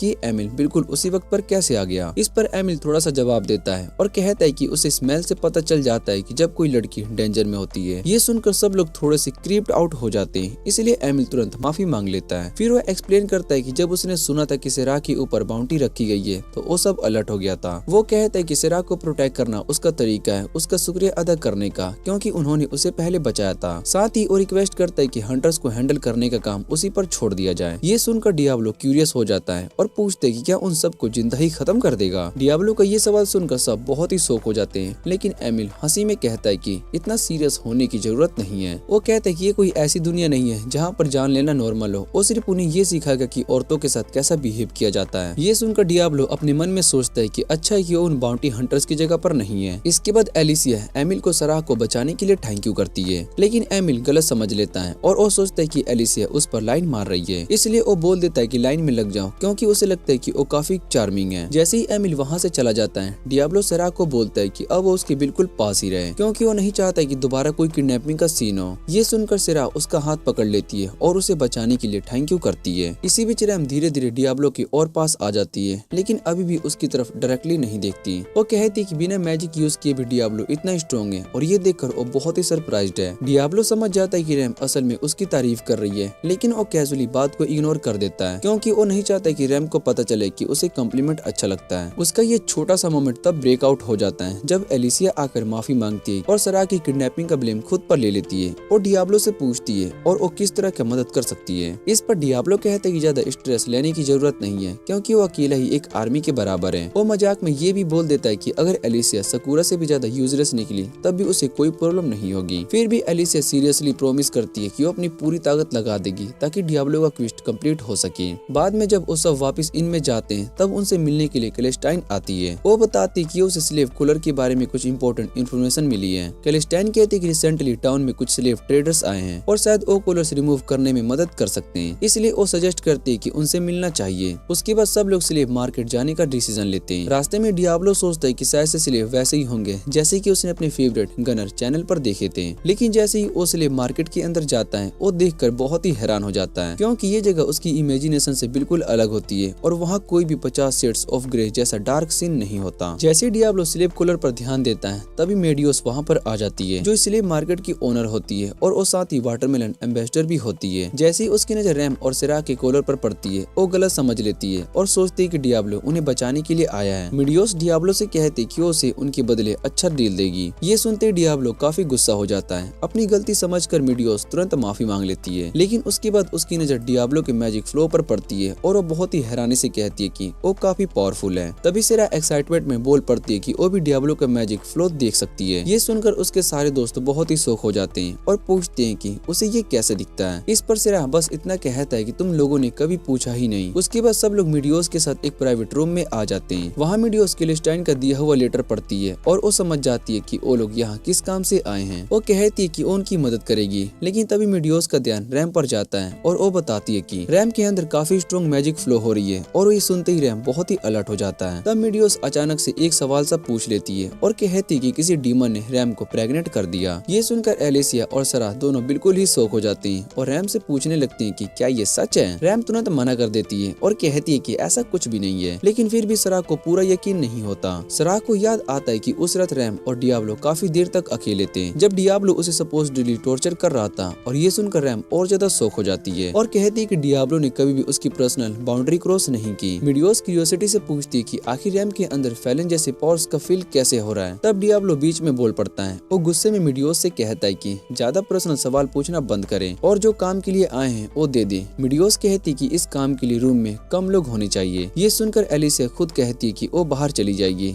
रैम भी बोलती कि वो एलिसिया के साथ चलेगी। बाहर जाने से पहले रैम सराह से पूछती है कि क्या वो शुरू से ही उसका मैजिक फ्लो देख पा रही है। सराह हाँ कहती है और बताती है कि इसी वजह से वो हमेशा रैम को एक स्ट्रॉन्ग एडवेंचरर मानती थी। ये सुनकर रैम को थोड़ी सी तसल्ली मिलती है और वो बोलती है कि अच्छा है कि सराह थोड़ी सी डम पैदा हुई है, लेकिन सराह को अब भी समझ में नहीं आता कि रैम ऐसा बिहेव क्यों कर रही है। बाहर जाने के बाद एलिसिया बताती है कि मेडियोस को देखकर उसे अजीब सा फील हो रहा था, जैसे वो उसकी सोल के अंदर झांक रही हो। रैम बहुत ही हैरान हो जाती कि एलिसिया एलिसिया पर भी मेडियोस का इतना असर हुआ। इस पर एलिसिया कहती है कि हर इंसान के पास कुछ सेक्टर्स होते हैं जिन्हें वो दुनिया से छुपा कर रखना चाहता है। एलिसिया ये बात रैम को थोड़े कॉन्फिडेंट देती है। तब रैम बताते है कि वो डर रही थी कि अगर उसका सीक्रेट सामने आ गया तो लोग उसे जज करेंगे। इस पर एलिसिया उसे बताती है कि उसे एक चार्म आता है जो कि सीक्रेट को छुपा सकता है। और रैम से कहती है कि अपनी आंखें बंद करे, ये कोई रियल स्पेल नहीं होता। लेकिन जैसे ही एलिसिया रैम के हाथ पर वो चार्म परफॉर्म करती है तब कुछ अनएक्सपेक्टेड होने लगता है। रैम को एलिसिया की तरफ से एक सरप्राइज गैप सुनाई देता है, इसलिए वो तुरंत पूछती है क्या सब कुछ ठीक है। एलिसिया उसे एश्योर करती है कि सब कुछ नॉर्मल है, लेकिन वो ये नहीं बताती कि उसने एक्चुअली क्या देखा था। इधर स्लेव टेंट के अंदर मेडियोस सरा को एक ऐसा आउटफिट पहना देती है जो कि एक सक्यूबस के लिए फिट होता है। हमेशा की तरह थोड़ी सी डम सरा पूछ लेती है क्या उससे कोई फायदा होगा। इस पर मेडियोस एक्सप्लेन करती है कि अनबीडिंग रिचुअल के लिए थोड़ा सा स्किन कॉन्ट्रैक्ट जरूरी होता है और डियाब्लो की पावर ऑलमोस्ट अवेकन हो चुकी है। फिर वो सरा को लेटने के लिए कहती है और डियाब्लो को इंस्ट्रक्शन देती है कि वो एक एल्फ की स्किन को टच करें। डियाब्लो थोड़ा सा हेजिटेट करता है और वो प्रॉपर टच करने की वजह बस पोक कर देता है। इससे सरा के मुंह से एक आवाज निकल जाती है और डियाब्लो के दिमाग में अजीब से थॉट्स आने लगते हैं। तभी मेडियोस दोबारा से बोल पड़ती है और डियाब्लो को कहती है कि वो अपनी मैजिक का यूज करके सरा का मैजिक फ्लो को फील करने की कोशिश करें। डियाब्लो अपने आप को समझाता है कि सरा सिर्फ एक वेंड है और कोई उल्टा सीधा ख्याल नहीं। सरप्राइजिंगली ये तरीका काम कर जाता है। जैसे जैसे डियाब्लो फोकस करता है उसे अपने दिमाग में सरा की मैजिक पावर को फ्लो होते हुए दिखाई देने लगता है। सरा की आवाज धीरे धीरे और तेज होने लगती है। तब मेडियोस डियाब्लो को गाइड करती है कि वो और ज्यादा फोकस करे जहाँ पर मैजिक सबसे ज्यादा इकट्ठा है। जैसे डियाब्लो वहाँ पर पहुँचता है उसकी विजन बिल्कुल क्लियर हो जाती है। वो सरा को रेडी होने के लिए कहता है और रिचुअल का नेक्स्ट स्टेप परफॉर्म करता है। जैसे सरा जोर से रिएक्ट करती है टेंट के बाहर खड़ी रैम और एलिसिया ये आवाज सुन लेती है और उन्हें अंदर चल रही चीजें पर डाउट होने लगती है। बाद में उसी रात इनमें डियाब्लो और सरा अपना पूरा इंसिडेंट एक्सप्लेन करते हैं। डियाब्लो बताता है कि उसने रिचुअल बीच में ही रोक दिया क्योंकि मैजिक फ्लो एक उलझे हुए धागे जैसा था जिससे धीरे धीरे सुलझाना पड़ता। रैम डियाब्लो की थकी हुई आवाज को सुनकर उसे सिंपैथाइज करती है और सरा से पूछती है कि वो इतनी एनर्जेटिक क्यों लग रही है। इस पर सरा खुशी खुशी जवाब देती कि उसे तो बस लेटना था, बाकी सब काम डियाब्लो कर रहा था। उसका जवाब थोड़ा सा सस लगता है लेकिन रैम कुछ नहीं करती क्योंकि उसे पता होता है कि सरा को समझाना बेकार है। इसलिए वो सजेस्ट करती है कि सब लोग जल्दी से सो जाते हैं। फिर रैम एलिसिया से पूछती कि वो कहाँ सोएगी। तब कर्चल डियाब्लो अपना कमेंट देने ही वाला था लेकिन लकीली एलिसिया बताती है कि उसने पास वाले रूम में स्टेप बुक कर लिया है। जैसे ही एलिसिया बाहर जाने के लिए डोर खोलती है तभी एक फ्लूट की आवाज सुनाई देती है। डोर के बाहर कीरा यानी कि सरा का भाई फ्लूट बजाता हुआ खड़ा होता है। ये देखकर डियाब्लो तुरंत उनके पास आ जाता है और गुस्से में पूछते है कि वो यहाँ पर क्यों आया। इस पर कीरा कामली कहते है कि वो यहाँ पर पीस के साथ आया है। कीरा की बात पर कोई भी यकीन नहीं करता और सब उसे याद दिलाते हैं कि वो सरा के लिए उनके शहर के खिलाफ वॉर शुरू करने वाला था। इस पर कीरा शांत टोन में कहता है कि अब कोई वॉर नहीं होगा। वो अपनी गलतियों के लिए माफी मांगता है लेकिन सरा मजाक में पूछती है कि क्या कोई और उसके भाई की बॉडी में गया है क्योंकि जो कीरा वो जानती है वो कभी अपोलाइज नहीं करता। कीरा कहता है कि उसे अपनी गलती का एहसास हो गया है और वो बस सरा को वापस ले जाना चाहता है। तब रैम बीच में बोल पड़ती है और कीरा से कहती है कि सरा की मर्जी का रिस्पेक्ट करे। इस पर कीरा कहता है कि वो अभी चला जाएगा लेकिन कल वापस आकर सरा से बात करेगा। जाने से पहले कीरा डियाब्लो से पूछता है कि अगर कल सरा अपना मुंह बदल कर उसके साथ जाने का डिसीजन ले तो डियाब्लो क्या करेगा। डियाब्लो बिना सोचे समझे कहता है कि वो सरा की मर्जी की रिस्पेक्ट करेगा। ये सुनकर कीरा डियाब्लो को थैंक यू करता है और वहाँ से चला जाता है। दूसरा सरा को नींद नहीं आ रही होती है तो वो रैम के पास आकर खड़ी हो जाती है। दोनों बातें करते हुए सरा अपना सपना शेयर करती है कि एक दिन वो रैम और डियाब्लो के साथ मिलकर एक कैफे खोलना चाहती है। रैम उससे कहती है कि उसे इस प्लान में इंक्लूड ना करे क्योंकि उसकी अपनी एक प्रॉब्लम है जिसे सोल्व होने में सालों लग सकते हैं। सरा उससे कहती है कि टेंशन लेने की जरूरत नहीं है, जब तक डियाब्लो उनके साथ है सब ठीक रहेगा। फिर सरा रैम को छेड़ना शुरू कर देती है जिससे कि रैम बेड पर गिर जाता है। सरा वहीं पर नहीं रुकती और रैम को और ज्यादा टीज करती रहती है। ये सब डियाब्लो चुपचाप देख रहा होता है जो सोने का नाटक कर रहा था और वो पूरी कोशिश करता है कि उसे पता ना चले कि वो लोग कहाँ जा रहे हैं। अगली सुबह रैम और एलिसिया निकल जाते हैं। रैम स्लाइव से और एलिसिया गोल्फर्ड से मिलकर एल्फ्स के मैटर पर अपडेट देने के लिए टाइम पास करने के लिए डियाब्लो पोशंस बनाने का सोचता है। जब वो पोशंस का प्रोसेस समझने की कोशिश कर रहा होता है तब सरा क्यूरियोसिटी में पूछती है कि क्या उसे देख सकती है। डियाब्लो जैसे ही ऊपर देखता है तो वो थोड़ा सा डिस्ट्रैक्ट हो जाता है। सरा उसे कैजुअली कहती कि वो एक एक्सीलेंट पोशन मास्टर है। कंफ्यूज डियाब्लो देखता है और वो रियलाइज करता है कि उसके हाथ में ऑलरेडी एक रेडी पोशन है। वो समझ जाता है कि गेम में सीखी हुई स्किल अपने आप एक्टिवेट हो रही है। ये देखकर वो बहुत ही खुश हो जाता है और सरा को कहता है कि ध्यान से देखें। कुछ ही सेकंड में वो और पोशन बना लेता है और सरा बिना कुछ सोचे समझे उसकी तारीफ करती रहती है। डियाब्लो उसकी कॉम्प्लीमेंट को इग्नोर करने की कोशिश करता है लेकिन सरा उसकी हल्की सी स्माइल नोटिस कर लेती है। जब वो इस बात पर पॉइंट आउट करती है तो डियाब्लो फिर से अपना थॉट डीमन लॉर्ड एक्ट करने लगता है। वो कहता है कि डीमन लॉर्ड स्माइल नहीं करते हैं लेकिन अगली पल पल और फिर से मुस्कुरा देता है। जब सिरा उससे कहती है कि तुम्हारी स्माइल देखकर तुम एक गीगा चैट जैसे लगते हो,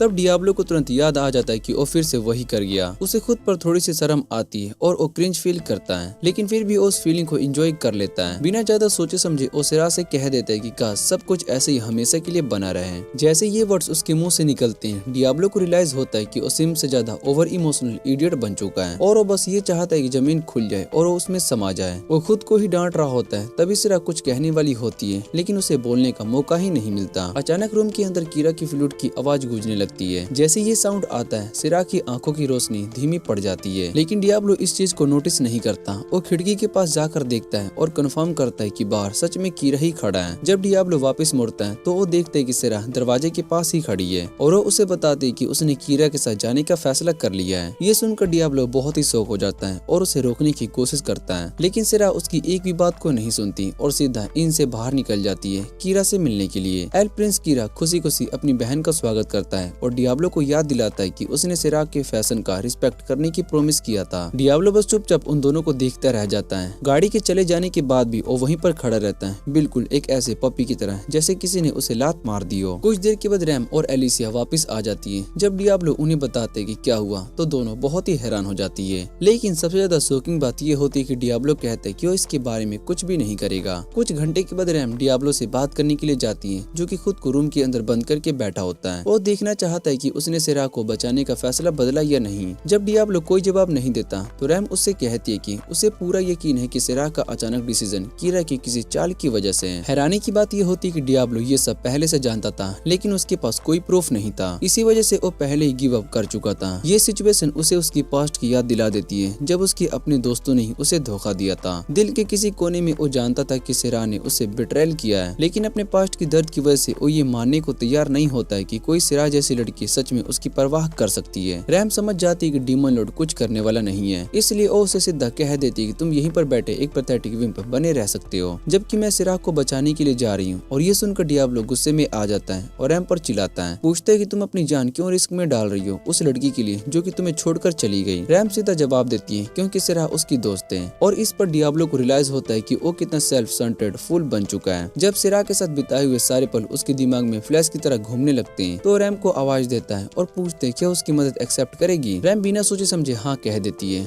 जैसे ही दोनों निकलने वाले होते हैं, एलिसिया उनके पास आती है और जिद करती है कि वो भी साथ चलेगी। डियाब्लो उसे वॉर्न करता है कि अगर इसमें इन्वॉल्व हुआ तो उसकी इंपीरियल नाइट्स की पोजीशन जा सकती है, क्योंकि जो वो करने के लिए जा रहा है वो एक इंटरनेशनल क्रिंज माना जाता है। एलिसिया डियाब्लो को एश्योर करती है कि उसे कोई फर्क नहीं पड़ता, बस वो सरा की मदद कर पाया यही उसके लिए काफी है। और ये सुनकर डियाब्लो थोड़ा सा स्माइल करता है और मजाक में कहता है कि अगर तुम भी साथ आ रही हो तो वांटेड पोस्टर पर काफी ज्यादा अच्छी लगोगी। उधर एल्फ कैंप के अंदर सरा को कीरा के टेंट जंजीरों से बांध कर रखा गया होता है। सिरा जब अपनी चैन से छूटने की कोशिश करती है तो उसका घटिया भाई कीरा उसे कह देता है कि ज्यादा ट्राई करने का कोई फायदा नहीं है। वो बताता है कि फ्लूट वेल्व्स, तो उसका घटिया भाई कीरा उसे कह देता है कि ज्यादा ट्राई करने का कोई फायदा नहीं है। वो बताता है कि फ्लूट वेल्व्स का सबसे पावरफुल वेपन होता है। कीरा फिर रिवील करता है कि जब वो एक दिन पहले वाला आया था तब उसने फ्लूट पर एक ऐसी ट्यून बजाई थी जो कि सिर्फ एल्फ ही सुन सकते हैं। उस ट्यून के अंदर एक स्पेल डाला गया था जिसकी वजह से सिरा उसका विरोध नहीं कर सकती और कीरा जो कि उसे चाहे वो करवा सकता है। अपनी बात को प्रूफ करने के लिए कीरा उंगली चुटका देती है और सिरा को ऑर्डर देती है कि डियाब्लो उसे अब तक क्या करने वाला था। सिरा सच सच जवाब देता है कि डियाब्लो ने सिर्फ एक ही बात कही थी जब उसने उसे रैम के साथ हाथ मिलाने को कहा था। ये सुनकर कीरा को बिल्कुल भी यकीन नहीं होता। उसे समझ में नहीं आता कि डियाब्लो ने स्लेवली कूलर का यूज करके सिरा को अपनी पर्सनल स्लेव क्यों नहीं बनाया। फिर भी वो खुश होता है कि आखिरकार सिरा उसके साथ आ चुकी है। वो कहता है कि अब वो खुद उसे ओपन करेगा और उसे वो सारी चीजें सिखाएगा जो कि उसे खुश रखेगी। तभी कैंप के किसी कोने से एक जोरदार धमाका होता है, लेकिन कीरा इसकी परवाह नहीं करता। वो गुस्से में एक जार को लात मार देता है और उसके अंदर एक अजीब सा स्लाइम निकलता है जो कपड़ों को खाने वाला होता है। वो स्लाइम सीधा सिरा के ऊपर लपेट जाता है। अपनी गंदी सोच के साथ कीरा बताता है कि ये स्लाइम उनकी तैयारी के लिए। जैसे जैसे सिरा उस स्लाइम से बचने की कोशिश करती है वैसे वैसे कीरा और ज्यादा हंसने लगता है। डर और गुस्से से भरी सिरा चिल्लाकर कहती है कि वो उससे नफरत करती है और वो मरना ज्यादा पसंद करेगी, लेकिन उसे हाथ लगाने नहीं देगी। कीरा ठंडे अंदाज में कहता है कि वो ज्यादा देर तक ऐसा फील नहीं करेगी। जैसे ही स्लाइम उसके कपड़े पिघालना शुरू कर देता है, सिरा जोर से डियाब्लो का नाम लेती है और बिल्कुल उसी पर डीमन लॉर्ड डियाब्लो वहाँ पर रैम और एलिसिया के साथ आ जाता है। वो तुरंत सिरा को चैन से आजाद कर देता है और दोनों लड़कियां उसे देख लेती है। ये देखकर कीरा गुस्से में अपने गार्ड्स को बुलाता है, लेकिन डियाब्लो उसे बताता है कि तुम्हारे गार्ड्स भी बिजी हैं। कीरा भागकर बाहर जाता है। जब वो कैंप कैंप में हुई तबाही को देखता है और वो ज्यादा धधक जाता है। डियाब्लो उससे सीधा कहता है कि तुम्हें गुस्सा होने का कोई हक नहीं है, क्योंकि ये सब तुमने खुद ही किया था, सेरा को मैनिपुलेट करके अपने साथ ले जाकर। कीरा पलट कर कहता है कि उसने कुछ भी गलत नहीं किया और सेरा से कहता है कि अपने दोस्तों को बताओ कि तुम अपनी मर्जी से मेरे साथ आई हो। इतना कहने के बाद वो फिर से उंगली चुटकी बजाता है और सेरा उसके ऑर्डर के मुताबिक बोलने लगती है। लेकिन तभी डियाब्लो एक काउंटर कमांड दे देता है, क्योंकि डियाब्लो की कॉलर मैजिक कीरा की स्पेल से काफी ज्यादा स्ट्रॉन्ग होती है। इसलिए सेरा कीरा के कंट्रोल से बाहर आ जाती है और अपने दिल की बात बोल देती है। ये समझकर कि वो हार चुका है, कीरा किसी भी हाल में डियाब्लो को खत्म करना चाहता है और एक हाइड्रा समन कर देता है। लेकिन डियाब्लो बिल्कुल भी नहीं घबराता। सेरा घबरा कर डियाब्लो से रिक्वेस्ट करती कि वो इस कल्चर से फाइट ना करें। वो उसे समझाती है कि रॉयल फैमिली का गार्डियन डैटी है, जिसकी पावर के बारे में उसे खुद भी पूरी जानकारी नहीं है। तभी वो बीस्ट अपना सीना फुलाकर खुद को दिखाने लगता है जैसे पावर शो कर रहा हो। ये देखकर डियाब्लो का इंटरेस्ट और बढ़ जाता है। वो गर्ल्स को साइड होने के लिए कहता है ताकि वो इस मोस्टर के साथ अपना प्रॉपर फाइट कर सके। जैसे ही लड़कियां हटती हैं, कीरा हाइड्रा को ऑर्डर देता है कि डियाब्लो को खत्म कर दे, लेकिन हाइड्रा उस पर सीधा अटैक करने की वजह अपनी पूंछ उस पर वार करता है। ये देखकर डियाब्लो कीरा का मजाक उड़ाता है और कहता है कि तुम्हें अपने समन पर बिल्कुल भी कंट्रोल नहीं है। साथ ही वो सोचने लगता है कि इससे कैसे हराया जाए। डियाब्लो को याद आता है कि गेम के अंदर हाइड्रा कभी अपेयर नहीं हुई थी, इसलिए वो समझ जाता है कि शायद ये कोई स्पेशल इवेंट बॉस है जो हाई लेवल पर पहुंचने के बाद ही आता है। एक ट्रू गेमर होने के नाते नए बॉस से लड़ने का आइडिया डियाब्लो को एक्साइट कर देता है। वो अपनी वैंड निकालता है और हाइड्रा पर फैलिंग रॉक स्पेल का यूज करता है। स्पेल लगते ही हाइड्रा का एक हेड कट हो जाता है, लेकिन कुछ ही सेकंड में वो दोबारा से रीजनरेट हो जाता है। फिर हाइड्रा डियाब्लो पर विंड ब्रिज से अटैक करता है और ये देखकर डियाब्लो बहुत ही शॉक हो जाता है और सोचते हैं कि क्या इस क्रिएचर के पास कोई चीट कोड है, क्योंकि उसकी याद के मुताबिक एक समनर के पास सिर्फ एक ही स्किल होनी चाहिए। अगली पल हाइड्रा के सारे हेड्स एक साथ अटैक कर देते हैं और हर हेड अलग अलग एलिमेंट का ब्रीथ का यूज करता है। डियाब्लो ऑलमोस्ट सोच लेता है कि क्या इसने अवनार जैसा कुछ निकल लिया है। हाइड्रा अपनी पावर्स लगातार दिखाता रहता है। तभी सेरा डियाब्लो को आवाज देती है और बताती है कि इस मोस्टर को हराने का सिर्फ एक ही तरीका है और वो है इसका कोर तोड़ना। ये सुनकर कीरा बहुत ही हैरान हो जाता है, क्योंकि उसकी कम अकल बहन को कोर के बारे में कैसे पता चला। कीरा स्मग स्माइल के साथ डियाब्लो से कहता है कि ये इन्फॉर्मेशन बेकार है, क्योंकि उसके हाइड्रा का कोर उसके बॉडी के अंदर लगातार जगह बदलता रहता है और तुम उसे कभी भी ढूंढ नहीं पाओगे। लेकिन कीरा की ये स्माइल उस वक्त गायब हो जाती है जब डियाब्लो हाइड्रा के नीचे स्लाइड करता है और एक पावरफुल स्पेल का यूज करते ही उसको डिस्ट्रॉय कर देता है। ये देखकर कीरा बिल्कुल शौक में आ जाता है और गुस्से से पूछता है कि आखिर तुम कौन हो। इस पर डियाब्लो कैजुअली कहता है कि मैं एक डीमन लॉर्ड का फ्रेंडली नेबर हूँ। जाहिर सी बात है, घमंडी एल्फ प्रिंस को डियाब्लो की बात पर बिल्कुल भी यकीन नहीं होता। वैसे भी डियाब्लो को खुद को प्रूफ करने का कोई इंटरेस्ट नहीं होता। हाँ, उसे कीरा को उसके मैन्युफैक्चरर के पास वापस भेजने में जरूर इंटरेस्ट होता है। जैसे डियाब्लो कीरा पर अटैक करने वाला होता है, तभी सेल्यूअर बीच में आ जाता है। सेरा भी तुरंत इंटरवेन करती है और डियाब्लो से रिक्वेस्ट करती है कि उसके भाई को मार दे। ये बात डियाब्लो को थोड़ी सी कंफ्यूजिंग लगती है। फिर सेरा समझती है कि चाहे कीरा कितना भी घटिया और नफरत लायक क्यों ना हो, वो फिर भी उसका भाई और फैमिली है और ये बात कीरा के लिए बर्दाश्त से बाहर हो जाती है। उसकी ईगो को ये बात सुनकर बहुत ही चोट लगती है और वो पीठ दिखाकर भागने लगता है, लेकिन भागने से पहले उसका हेड कट हो जाता है।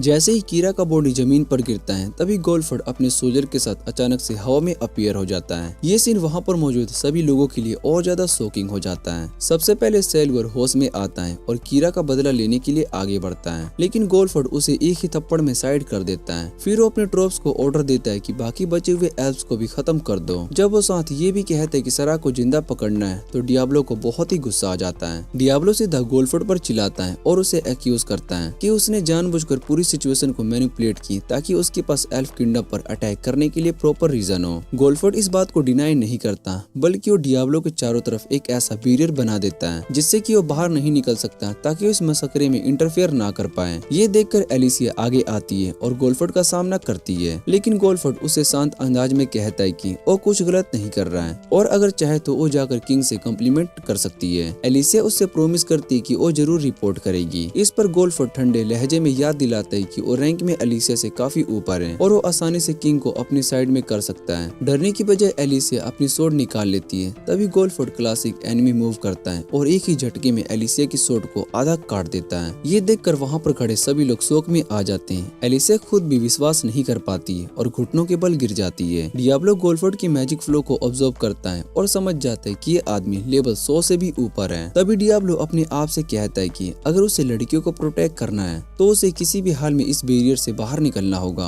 मीडियोस ने जो उसे सिखाया था उसे याद करते हुए डियाब्लो बैरियर की मैजिक सोर्स को ढूंढने पर फोकस करता है। जैसे ही उसे सोर्स मिलता है वो उसे डिस्ट्रॉय कर देता है और फिर से आजाद हो जाता है। ये देखकर गोल्डफोर्ड इम्प्रेस हो जाता है और अपने सोल्जर को पीछे हटने का ऑर्डर देता है। फिर वो खुद अपनी सोर्ड निकालकर डियाब्लो से फाइट करने के लिए आगे बढ़ता है, क्योंकि अब वो समझ चुका होता है कि डियाब्लो एक रियल थ्रेट है। डियाब्लो पहला अटैक करता है और एक एक्सप्लोजन स्पेल यूज करता है, लेकिन गोल्डफोर्ड काफी फास्ट होता है और ब्लास्ट से बच जाता है। उसके बाद वो सीधा डियाब्लो पर हेड ऑन हेड अटैक करता है, उसे बिल्कुल भी मौका नहीं देता और अपना डिफेंस या स्पेल एक्टिवेट कर देता है। जैसे डियाब्लो उसकी स्ट्रेंथ समझ लेता है वो चुपके से एक ट्रैप सेट करता है। गोल्डफोर्ड जैसे उस ट्रैप में फंसता है डियाब्लो उसे बुरी तरीके से बीट कर देता है। वो और भी ट्रैप को सेट करता है जिससे कि गोल्डफोर्ड खुद ही उसकी तारीफ कर देता है। फिर गोल्डफोर्ड और ज्यादा स्पीड के साथ दोबारा से अटैक करता है। डियाब्लो पहले से एक्सपेक्ट कर रहा था, क्योंकि ऐसे मूव वो गेम में कई बार देख चुका था। जैसे ही गोल्डफोर्ड एक और ट्रैप को ट्रिगर करता है डियाब्लो उसे आइस में फ्रीज कर देता है, बिल्कुल एक ह्यूमन पॉप्सिकल की तरह। लेकिन डियाब्लो अपनी जीत सेलिब्रेट कर ही रहा होता है कि गोल्डफोर्ड आइस के अंदर से निकल कर आता है और उसका सिर काटने की कोशिश करता है। डियाब्लो टाइम पर रिएक्ट करता है और लाइटिंग बोल्ट स्पेल से गोल्डफोर्ड पर अटैक कर देता है। हैरानी की बात यह होती है कि इतना पावरफुल अटैक होने के बाद भी गोल्डफोर्ड खड़ा रह जाता है और डियाब्लो से पूछते हैं कि क्या तुम मुझे फिनिश नहीं कर पाओगे। उस वक्त डियाब्लो अपने सारी मैजिक पॉइंट्स को यूज कर चुका होता है और उसे पता होता है कि अगर गोल्डफोर्ड ने एक बार और अटैक किया तो वो खुद मारा जाएगा।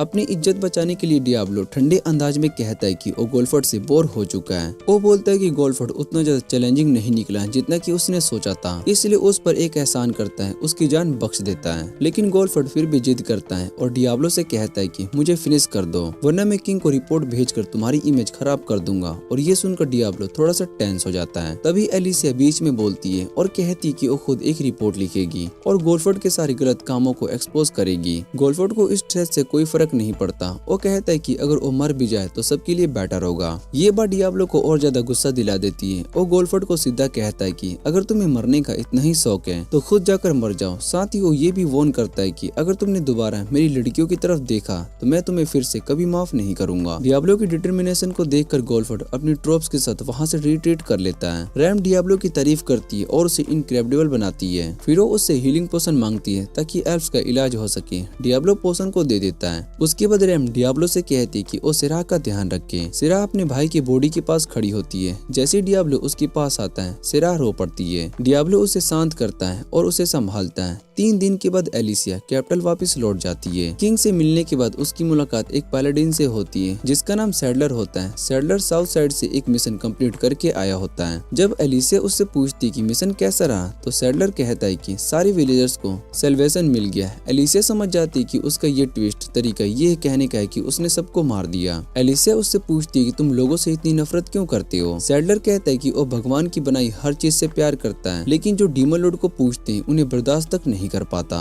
उसकी फेक रिंगटोनियस वाली बात सुनकर एलिसिया वहाँ से जाने लगती है। तभी सैडलर उससे पूछते हैं क्या वो फुलट्रीरा शहर वापस जाएगी। एलिसिया हाँ कह देती है। सैडलर बताता है कि वो भी फुलट्रा जा रहा है क्योंकि हेड प्रीस्ट ने प्रोफेसी की है कि वो भी डीमन लॉर्ड का पुनर्जन्म होने वाला है। उधर फुलट्रा में डियाब्लो लड़कियों के साथ जंगल में होता है जहाँ पर वो समनिंग प्रैक्टिस कर रही होती है। सिरा एक छोटी सी बर्ड को समन कर लेती है जिसका नाम टर्की शॉट होता है। रैम सिरा को बताती है कि ये कोई पावरफुल समन नहीं है, इसका सबसे यूजफुल पार्ट सिर्फ इसका स्पेशल एबिलिटी होता है सैंड रेड, जिसे समनर उस बर्ड की आंखों से देख सकता है। लेकिन इस एबिलिटी को यूज करने में बहुत ही ज्यादा मैजिक पावर लगती है, इसलिए इसे ज्यादा देर तक यूज करना ठीक नहीं होता। ये सब सुनने के बाद भी सिरा उस बर्ड के साथ कॉन्ट्रैक्ट बनाने पर जिद करती रहती है। रैम एक मैजिक स्टोन निकालती है। डियाब्लो पूछते है कि ये किस काम आता है। रैम बताती है कि कॉन्ट्रैक्ट फॉर्म को करने में हेल्प करता है और डियाब्लो को भी एक मैजिक स्टोन दे देती है अगर उसे भी जरूरत पड़े। फिर वो पीछे हट जाती है और सिरा को कॉन्ट्रैक्ट बनाते हुए देखने लगती है। कॉन्ट्रैक्ट को कंप्लीट होने के बाद डियाब्लो सेरेनाइड को टेस्ट करने का डिसाइड करता है। वो एक सिक्का उछालता है और सिरा से कहता है कि बर्ड को ऑर्डर दो इस कॉइन को ढूंढने के लिए। जैसे ही बर्ड हवा में उड़ता है सिरा उस नजारे को देखकर बहुत ही हैरान हो जाती है और अपने दोस्तों से कहती है कि वो पीटर पैन जैसे फील कर रही है। बर्ड जैसे ही सिक्के को लोकेट कर लेती है डियाब्लो उससे कहता है कि एरो चला दो। सिरा थोड़ी सी सरप्राइज होती है लेकिन एरो दूरी के बावजूद सिक्के को हिट कर देती है। डियाब्लो फिर समझाता है कि वो बर्ड की आंखों का यूज करके एनिमीज को लोकेट करके शूट कर सकता है। रैम थोड़ी सी शॉक्ड होती है और कहती कि ये आइडिया उसके दिमाग में पहले कभी नहीं आया था। सिरा डियाब्लो का शुक्रिया अदा करता है कि उसने उसे अपने समन की वैल्यू दिखाई, लेकिन अगली पल सिरा चुप हो जाती है और बर्ड की तरफ स्निफ करती है। फिर वो रैम की तरफ टर्न होती है और कहती कि उसे अब नहाना है। रैम आर्ग्यू करती है कि उसे नहाने की जरूरत जरूरत नहीं है। सेरा इंसिस्ट करती है और डियाब्लो को भी कन्वर्सेशन में इंक्लूड करने की कोशिश करती है, लेकिन डीमन लॉर्ड इंटरेस्टेड नहीं होता। आखिर में सेरा कहती कि वो सब साथ में नहाए। डियाब्लो समझ में नहीं पाता, तभी वो लोग रिवर के पास पहुंच जाते हैं। डियाब्लो, जो कि अभी तक वर्जिन और होपलेस लूजर था, पूरी तरीके से फ्रीक आउट हो जाता है जब वो लोग अनड्रेस करते हैं और उसे भी इनवाइट करते हैं। वो एक्साइटमेंट में फैंट ना हो जाए इसलिए मना कर देता है। तब तक जब तक कि वो लोग नहा रहे होते हैं, डियाब्लो एक रॉक के पीछे छुपा हुआ रहता है और अपनी पूरी कोशिश करता है कि उन्हें इग्नोर करें, जब तक कि लड़के एक दूसरे को टीज करना स्टार्ट नहीं करती।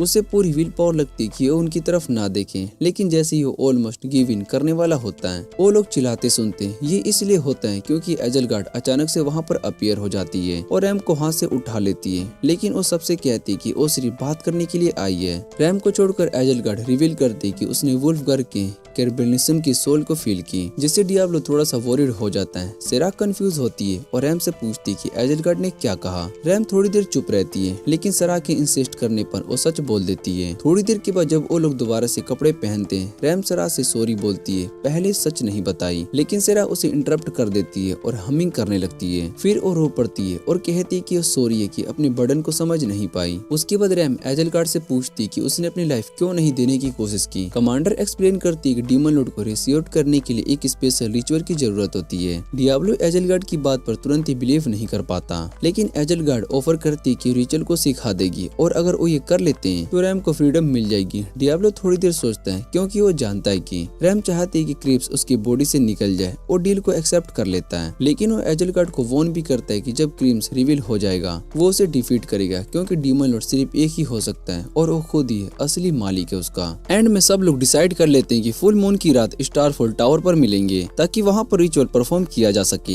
3 दिन के बाद जब डियाब्लो और बाकी लड़कियां लंच कर रही होती है, तब एलिसिया उनसे मिलने के लिए आती है और उन्हें अपने साथ इन में वापस चलने के लिए कहती है। रास्ते में एलिसिया उन्हें सैडलर के बारे में बताती है और ये भी बताती है कि वो टाउन में क्यों आया है। साथ ही वो उनसे रिक्वेस्ट करती है कि वो लोग बाहर कम निकले, क्योंकि सैडलर का बिहेवियर थोड़ा सा डेंजरस है। रैम कहती है कि अगर डियाब्लो चाहे तो सैडलर को आसानी से हरा सकता है और एलिसिया भी ये बात को मान लेती है, लेकिन वो बताती है कि सैडलर जितना दिख रहा है असल में उससे भी ज्यादा डेंजरस है। जैसे ही वो लोग एली से बाहर निकलते हैं, उनका सामना सैडलर और कुछ पैलेडिन से हो जाता है और हमेशा की तरह डियाब्लो बिना सोचे समझे अपना इंट्रो डीमन लॉर्ड के नाम से दे देता है, जिसे सुनकर लड़कियां बहुत ही शौक हो जाती है। सैडलर इस बात पर हंस देता है, लेकिन अगली पल वो एलिसिया के पास आकर कह देता है कि किसी ऐसे इंसान के साथ दोस्ती रखना बिल्कुल गलत है जो कि खुद को डीमन लॉर्ड कहता हो। वो एलिसिया को घूर कर देख रहा होता है। तब रैम उससे पूछती कि उसे प्रॉब्लम क्या है, लेकिन सैडलर उसे डांट देता है, कहता है कि मेरे से इस तरीके से बात मत करो जैसे कि हम बराबर हो। रैम को गुस्सा आ जाता है और वो पीछे हटने से मना कर देती है, लेकिन जैसे ही वो उसे जवाब देने वाली होती है, अचानक वो दर्द से झुक जाती है। सैडलर घमंड के साथ कहता है कि ये सिर्फ उस पावर का छोटा सा हिस्सा है जो कि उसे उसकी फेथ की वजह से गॉड ने दी है। जब सब लोग रैम को संभालने की कोशिश कर रहे होते हैं, तब डियाब्लो नोटिस करता है कि रैम के हेड के आसपास मैजिक वर्प हो रहा है। तब डियाब्लो सैडलर को झूठ बोलता है और कहता है कि तुम मैजिक यूज कर रहे हो। सैडलर रैम पर से अपना इफेक्ट हटा देता है, लेकिन फिर भी ये मानना रिफ्यूज कर देता है कि वो मैजिक यूज कर रहा था। उल्टा वो डियाब्लो पर ही गलत का इल्जाम लगा देता है। जब सैडलर देखता है कि डियाब्लो उसे बिल्कुल भी डरा हुआ नहीं है, तो वो मेडुसा का अल्टीमेट मूव यूज करने की कोशिश करता है, लेकिन डियाब्लो की रिंग की वजह से वो मूव उल्टा उसी पर बैकफायर हो जाता है। उसके बाद डियाब्लो सबको समझाता है कि सैडलर जब भी डिवाइन पावर का क्लेम करता था, तब वो छुप छुप कर स्पेल को चैंट कर रहा था। ये एक ऐसी स्किल होती है जो कि लेवल 60 से ऊपर के सोर्सरर सीख सकते हैं। डियाब्लो एलिसिया को ये भी बताता है कि पर्टिफिकेशन का इफेक्ट धीरे धीरे खत्म हो जाएगा। सैडलर को वहाँ से लेकर जाया जाता है और उसके बाद एलिसिया डियाब्लो से पूछती है क्या सैडलर को वहीं पर खत्म कर देना ज्यादा सही होता, क्योंकि वो फ्यूचर में बदला लेने के लिए आ सकता है। पहले डियाब्लो को लगता है कि वो मजाक कर रही है, लेकिन जब वो एलिसिया का सीरियस चेहरा देखता है तो वो कहता है कि उसे किसी छोटे पलंडीन की टेंशन लेने की कोई शौक नहीं है। बाद में जब डियाब्लो और लड़कियां स्टारफॉल टावर के लिए निकलने वाली होती है, तब रैम कहती है कि वो एलिसिया को अपना सीक्रेट बताना चाहती है। डियाब्लो इस बात से मना करता है और कहता है कि एलिसिया एक इंपीरियल नाइट है और से वो डीमन लॉर्ड को रिवाइव करने का डिसीजन को एक्सेप्ट ना करे। लेकिन रैम कहती कि वो एलिसिया पर ट्रस्ट करती, इसलिए उसे सब कुछ सच बताना चाहती है। आखिर में डियाब्लो रैम की बात को मान लेता है और उसे परमिशन दे देता है। जब एलिसिया ने रैम की पूरी कहानी सुनी तो वो काफी ज्यादा सपोर्टिव दिखती है, लेकिन डियाब्लो के मन में फिर भी थोड़ी सी टेंशन बनी रहती है। थोड़ी ही देर के बाद सब लोग स्टारफॉल टावर पहुंच जाते हैं और यहाँ आते ही रैम के मन में थोड़ा सा डाउट आ जाता है। डियाब्लो रैम से कहता है कि अगर तुम रिचुअल नहीं करना चाहती हो तो हम सब कुछ यहीं पर रोक सकते हैं, लेकिन रैम कहती है कि हम इतनी दूर तक आ चुके हैं, अब पीछे हटना सही नहीं होगा।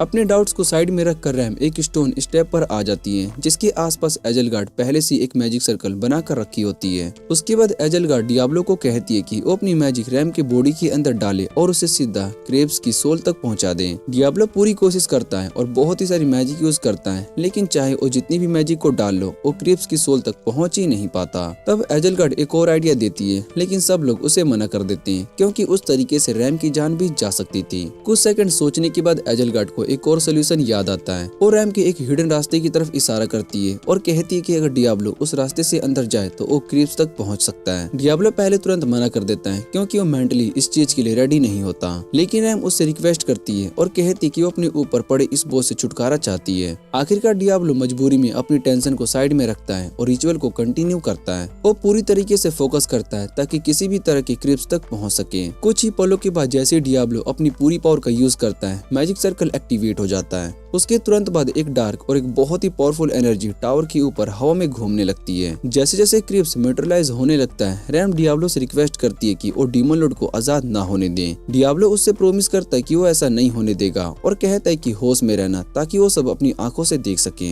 अचानक स्काई में बनी हुई वो डार्क एनर्जी गायब हो जाती है और क्रेब्स नीचे गिर जाती है। लेकिन जब धुआं छूटता है तो सब लोग बहुत ही शौक में हो जाते हैं क्योंकि उनके सामने टान्या, जो कि इविल की ट्विन सिस्टर होती है, खड़ी होती है। इस सिचुएशन से सिर्फ एजलगार्ड ही सरप्राइज नहीं होती, वो खुशी खुशी अपने इंट्रोडक्शन अपने न्यू लॉर्ड से करवाती है। जब क्रेब्स एजलगार्ड की तारीफ करने लगती है कि उसने उसे रिवाइव किया, तब डियाब्लो उसकी बात को काट देता है और कहता है कि वही है जो उसे हमेशा के लिए खत्म करेगा। क्रेब्स इस चैलेंज को खुशी खुशी एक्सेप्ट कर लेती है, लेकिन जैसे ही वो पावर अप करने लगती है वो अचानक से रुक जाती है और कहती है कि वो भूल चुकी है फाइट कैसे करते हैं। ये सुनकर सब लोग बहुत ही हैरान हो जाते हैं और डियाब्लो सोचने लगता है कि शायद से रिवाइवल के प्रोसेस में कुछ गड़बड़ हो गई है। थोड़ी देर के बाद क्रेब्स कहती है कि अगर उसे याद नहीं आ रहा है तो वो सब कुछ ब्लास्ट करके खत्म कर देगी। ये सुनते ही सिरा उसे ऐसा ना करने के लिए रोकने लगती है। सबको हैरानी होती है जब क्रेब्स खुद कह देती है कि वो ऐसा नहीं करेगी। एजलगार्ड उसे याद दिलाती है कि वो एक डीमन लॉर्ड है और उसे आम इंसानों की बात मानने की कोई जरूरत नहीं है, लेकिन क्रेब्स को इसमें कोई गलत बात नहीं लगती।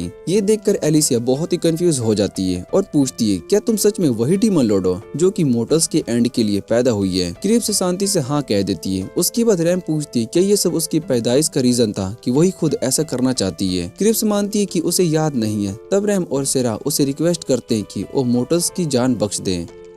सबकी उम्मीद के खिलाफ क्रेब्स मान जाती है, लेकिन एलिसिया इस बात को एक्सेप्ट नहीं कर पाती। वो एजलगार्ड से पूछती है कि तुम अपने लॉर्ड की इस डिसीजन से ठीक हो, जिस पर एजलगार्ड कहती कि उसे अपने लॉर्ड के फैसले पर सवाल उठाने का कोई हक नहीं है। तभी क्रेब्स कहती है कि उसे भूख लगी है, तो सिरा उसे अपने लाए हुए बिस्किट्स को दे देती है। बिस्किट्स को खाने के बाद डीमन लॉर्ड अनाउंस करती है कि अब उसका नया मिशन दुनिया के सारे बिस्कुट्स खा जाना है और वो सिरा से और बिस्कुट्स मांगने लगती है। सिरा जब उसे समझाने की कोशिश करती है कि पहले सिटी पहुंचना होगा, तब डियाब्लो और एलिसिया बस क्रेब्स को देखते रह जाते हैं। दोनों के मन में अलग अलग थॉट्स चल रहे होते हैं। थोड़ी देर के बाद सब लोग टाउन निकल पड़ते हैं, लेकिन डियाब्लो जिद करता है कि वो रैम को अपनी गोद में ही उठाकर चलेगा। जब रैम उसे नीचे उतारने को कहती है, तब भी डियाब्लो मना कर देता है और कहता है कि तुम भी पूरी तरीके से स्ट्रॉन्ग नहीं हुई हो। डियाब्लो रैम से पूछते है कि क्या तुम्हें क्रेब्स का जिंदा रहना ठीक लगता है? जिस पर रैम कहती है कि जब तक किसी को नुकसान नहीं पहुंचाती तब तक उसे कोई प्रॉब्लम नहीं है। तभी वहाँ पर एक फेलन आ जाता है जो कि अपना नाम यूलेरस बताता है। एजलगार्ड डियाब्लो को बताती है कि यूलेरस लगभग पहले डीमन लॉर्ड जितना ही पुराना है। यूलेरस क्रेब्स से परमिशन मांगता है कि वो डियाब्लो और बाकी सभी को मारकर उसकी वापसी का जश्न मना सके, लेकिन क्रेब्स मना कर देती है। उसका ये जवाब यूलेरस को कंफ्यूज कर देता है, लेकिन फिर वो समझ जाती है कि शायद से रीबर्थ के टाइम कुछ गलत हो गया है। यूलेरस कहता है कि वो क्रेब्स को वापस भेज देगा। जब वो क्रेब्स पर अटैक करने के लिए जाता है, तब एजलगार्ड उसके सामने आ जाती है, लेकिन यूलेरस उसे आसानी से हरा देता है और कहता है कि तुम ये सोचकर गलती कर रही हो कि तुम मुझे हरा सकती हो। एजलगार्ड जवाब देती है कि अपने ही लॉर्ड के खिलाफ जाना गलत है, लेकिन यूलेरस अपना डिसीजन जस्टिफाई करता है। वो कहता है कि अगर इस वर्जन के क्रेब्स स्कल को खत्म नहीं किया गया तो असली डीमन लॉर्ड कभी भी रिवाइव नहीं हो पाएगा। जैसे ही वो एजलगार्ड को खत्म करने वाला होता है, तब वो डियाब्लो के अटैक को महसूस करता है। वो तुरंत एजलगार्ड को साइड में फेंक देता है और खुद अटैक से बच जाता है। डियाब्लो उसकी स्पीड की तारीफ करता है, जिस पर यूलेरस कहता है कि वो इतना वीक नहीं है कोई इमोर्टल को हरा सके। डियाब्लो थोड़ी हंसी के साथ कहता है कि तुम इमोर्टल नहीं हो, क्योंकि यहाँ असल में डीमन लॉर्ड मैं हूँ। डियाब्लो यूलेरस पर फ्लेयर ब्लास्ट से अटैक करता है, लेकिन यूलेरस उस अटैक से बच जाता है और सीधा डियाब्लो डियाब्लो की तरफ चार्ज कर देता है। इसलिए डियाब्लो एक ट्रैप को सेट कर देता है, पर एक बार फिर से यूलेरिक्स जिंदा बच जाता है और क्रिस्टल लेंस से डियाब्लो पर अटैक करने की कोशिश करता है, लेकिन डियाब्लो अपनी रिफ्लेक्टिव मैजिक का यूज करके खुद को बचा लेता है। ये देखकर यूलेरिक्स बहुत ही हैरान हो जाता है, क्योंकि उसे तुरंत समझ में आ जाता है कि डियाब्लो ने कौन सी मैजिक सीख ली है, और डियाब्लो से पूछते हैं कि तुमने ये एबिलिटी कहाँ से सीखी, क्योंकि ये ऐसी यूनिक पावर है जो कि सिर्फ demon Lord of the mind he use कर सकता है। डियाब्लो को ये बात अच्छे से पता होती है, क्योंकि उसने अपनी वीडियो गेम के दौरान demon Lord of the mind को हराकर ये रिंग हासिल की थी। तभी दूसरी तरफ एलर क्रिप्स पर अटैक करने ही वाला होता है, लेकिन रैम उसे साइड कर देती है। डीमन लॉर्ड इस बात से काफी ज्यादा सरप्राइज हो जाता है कि रैम ने उसे बचाया, और वो रैम का शुक्रिया भी अदा करता है, लेकिन रैम खुद भी अपने एक्शन से बहुत ही हैरान होती है और कुछ बोल भी नहीं पाती। इधर यूलेरिक्स डियाब्लो की पावर को एक्सेप्ट कर लेता है और वहाँ से चला जाता है। यूलेरिक्स के जाने के बाद एलिसिया डियाब्लो के पास आती है और पूछती है क्या यूलेरिक्स को भाग जाने देना सही था। डियाब्लो कहता है कि उसे भागने वालों में कोई इंटरेस्ट नहीं है, जबकि सच तो ये होता है कि वो लड़कियों को किसी भी डेंजर में डालना नहीं चाहता था। जब सिटी की तरफ आगे बढ़ने का टाइम आता है तो एजलगार्ड क्रिप्स से अलविदा लेती है, क्योंकि बैरियर की वजह से वो उसके साथ नहीं जा सकती। थोड़ी देर के बाद सब लोग वापस इन में पहुंच जाते हैं। रात को डियाब्लो बेड पर लेटा होता है, तभी सेरा अपने कपड़े उतार कर उससे कहती है कि वो उसकी एनर्जी वापस लाने में मदद करेगी, जिसे देखकर डियाब्लो इतना शौक हो जाता है कि कुछ भी नहीं बोल पाता। सेरा उसके साथ बेड पर आ जाती है और क्रिप्स को भी ज्वाइन करने के लिए बुलाती है। डीमन लॉर्ड क्यूरियोसिटी में खुशी खुशी मान जाती है। जैसे जैसे दोनों डियाब्लो के करीब आ जाते हैं, डियाब्लो अपने आप को कंट्रोल करने की पूरी कोशिश करता है, लेकिन आखिर में वो फेल हो जाता है। सरप्राइजिंगली उसे उन दोनों से मैजिक एनर्जी का सर्ज भी मिलता है। सब कुछ खत्म होने के बाद डियाब्लो सोचता है कि काश उसे रोज ऐसा ट्रीटमेंट मिल सके।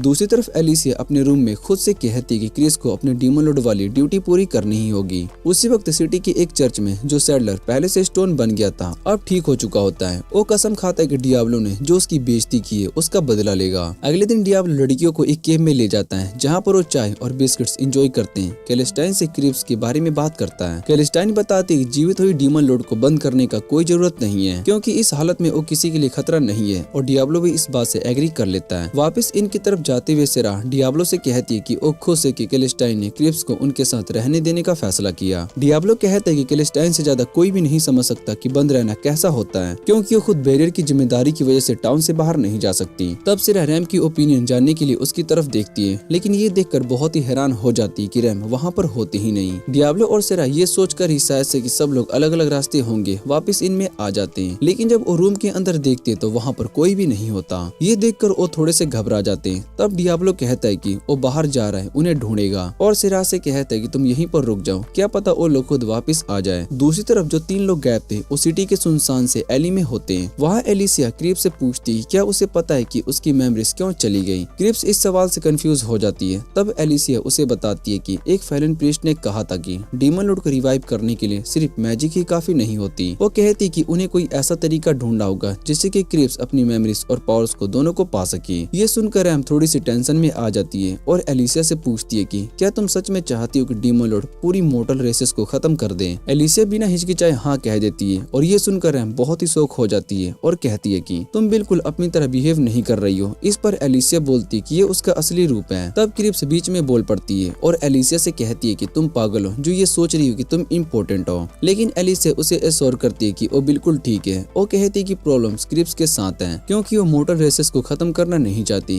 क्रिप्स उसे ऐसा बोलने से मना करती है, लेकिन एलिसिया रुकती नहीं और कहती है कि अगर उसकी सेक्रीफाइस से क्रिप्स अपनी डेस्टिनी एक्सेप्ट कर लेती है तो वो खुशी खुशी अपनी जान देने को तैयार है। जब एलिसिया अपनी ग्लोरियस डेथ के बारे में बोल रही होती है तब रैम को याद आता है कि गोक ने मरने से पहले क्या कहा था, और उसे अचानक से समझ में आ जाता है कि गोक को ये सब करने के लिए एलिसिया ने ही मैनिपुलेट किया था। एलिसिया बात को डिनाई नहीं करती, बल्कि प्राउड होते हुए कहती कि नाइफ उसने ही गोक को दी थी। तभी अचानक से सैडलर और पैलेंडिस वहाँ पर पहुँच जाते हैं। सिचुएशन को देखते हुए एलिसिया तुरंत अपना रुख बदल लेती है और रैम पर इल्जाम लगा देती है कि वो डीमन लॉर्ड की विस्पर है। वो ये भी कहती है कि उसने क्रिप्स को रैम के ग्रुप से बचाया। सैडलर बिना सोचे समझे एलिसिया की बात को मान लेता है, क्योंकि वो पहले से डियाब्लो से बदला लेने का मौका ढूंढ रहा होता है। रैम खुद को बचाने के लिए अपने बोल को समन कर लेती है, लेकिन सैडलर अपने पैलेंडिन्स को अपनी ह्यूमन शील्ड बना लेता है। वो उनकी जिंदगी की कोई परवाह नहीं करता, जिसे देखकर रैम अंदर से हिल जाती है। सैडलर कहता है कि ये उनका फर्ज है, क्योंकि वो उनके लिए एक गॉड है। फिर अपने आदमियों से बुल को पकड़ने के लिए कहता है ताकि वो उसे खत्म कर सके। जैसे ही बुल वैनिश होता है रैम गुस्से में सैडलर पर चार्ज करती है, लेकिन वो उसकी पावर के सामने टिक भी नहीं पाती और पकड़ ली जाती है। जैसे जैसे रैम होश में आने लगती है एलिसिया उसके कान में धीरे से कहती है कि कैरेमोल को जो चाहिए वो नफरत है। थोड़ी देर के बाद रैम की आंखें खुलती है और वो खुद को एक वेगोन के पीछे हिस्से वाले वाले केज के अंदर पाती है। क्रिप्स उसे एक बिस्किट देती है और कहती है कि उसे पता है कि रैम की फैमिली ने उसकी वजह से कितना दर्द सहा है, क्योंकि एलिसिया ने उसे सब कुछ बता दिया है। फिर भी इतना सब होने के बाद रैम ने उसे बचाने की कोशिश की और ये बात क्रिप्स के दिल को छू जाती है। रैम क्रिप्स को बताती कि उसने उसे बचाया क्योंकि उसे लगता है कि दोनों का दर्द एक जैसा है और अपने दिल के क्रिप्स से पूरी तरीके से नफरत नहीं कर पाई। रैम कहती कि उसकी फैमिली को क्रिप्स की सोल के साथ जीने का बोझ उठाना पड़ा, लेकिन क्रिप्स सिर्फ इसलिए अकेली रही क्योंकि वो एक डीमन लॉर्ड के रूप में पैदा हुई थी।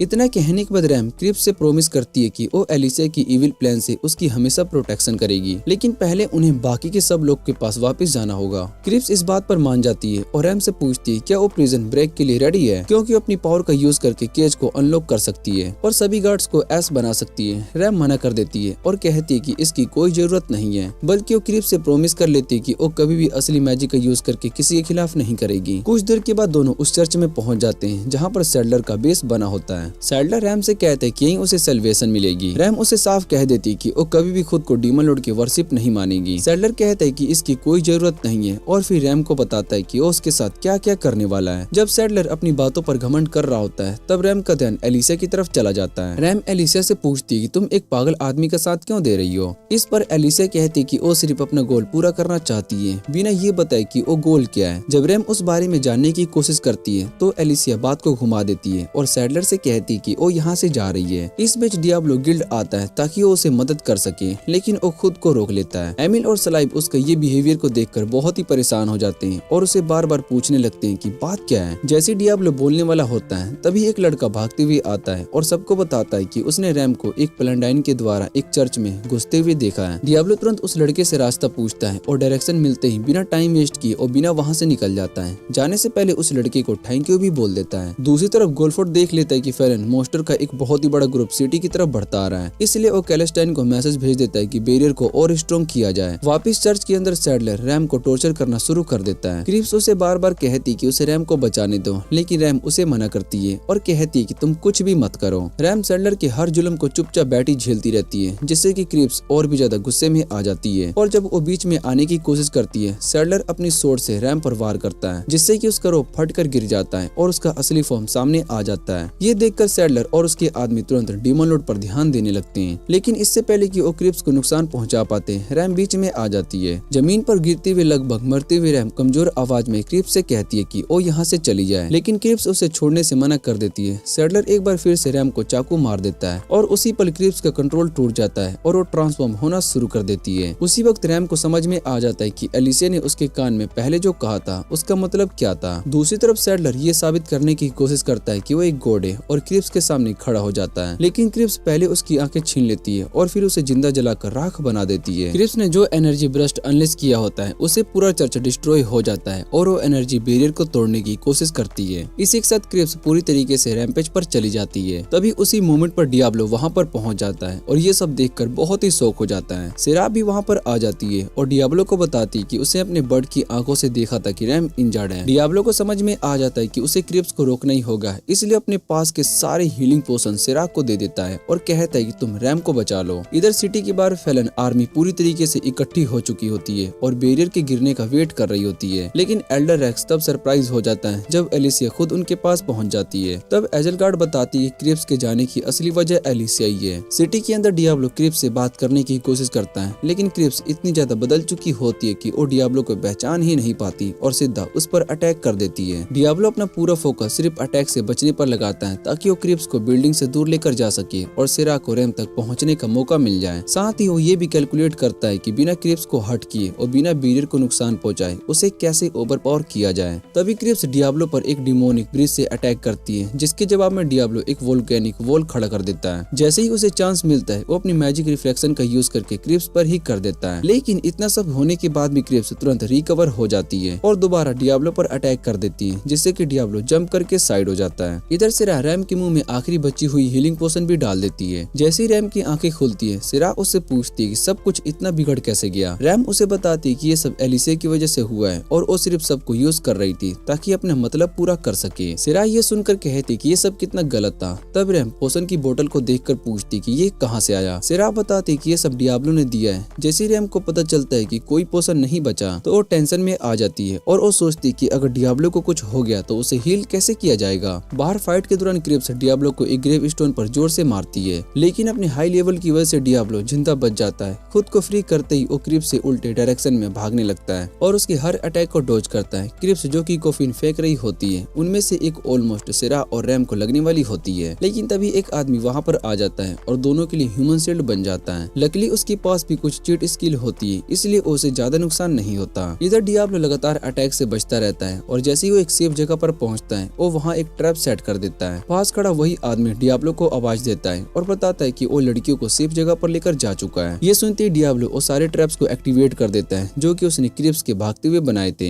उसके बाद वो अपनी सबसे पावरफुल मैजिक एपोसाइक्लिस एबेस को कास्ट करता है, जो सारे एलिमेंट्स को अनलेस कर देती है और धीरे धीरे और भी ज्यादा पावरफुल होती चली जाती है। एमिल जो वहाँ पर खड़ा होता है, वो सब कुछ देखकर इतना शौक हो जाता है कि ये भूल जाता है कि उसके पास कोई प्लॉट आर्मर ही नहीं है। अगर डियाब्लो टाइम पर उसे धक्का देकर साइड नहीं करता तो एमिल भी उस डेंजरस स्पेल के अंदर खींच लिया जाता है। जब स्पेल पूरी तरीके से खत्म होती है तो उस जगह पर एक बहुत ही बड़ा क्रिएटर बन जाता है, लेकिन इतना सब होने के बाद भी क्रेमनेस जिंदा होती है और धीरे धीरे आगे बढ़ने लगती है। जैसे ही वो आगे आती है, सिरा और रैम वहाँ पर पहुँच जाते हैं और उसका नाम लेकर पुकारते हैं। डीमन लॉर्ड तुरंत अपना ध्यान उन दोनों पर लेकर आती है। डियाब्लो तुरंत रेडी हो जाता है अगर वो लड़कियों पर अटैक करे तो उसे रोक सके, लेकिन अच्छी बात ये होती है कि क्रिप्स उन पर अटैक नहीं करती। रैम उससे रिक्वेस्ट करती है कि वो वापस आ जाए और उसकी बात सुनते ही क्रिप्स का डीमन फॉर्म धीरे धीरे गायब हो जाता है। साथ ही वो मैजिक सर्कल भी खत्म हो जाता है जो बैरियर पर प्रेशर बना रहा था। तीनों एक दूसरे को गले लगा लेते हैं। क्रिप्स रैम से माफी मांगती है कि उसने अपना प्रोमिस तोड़ दिया, लेकिन रैम उससे कहती कि ये सब मैटर नहीं करता।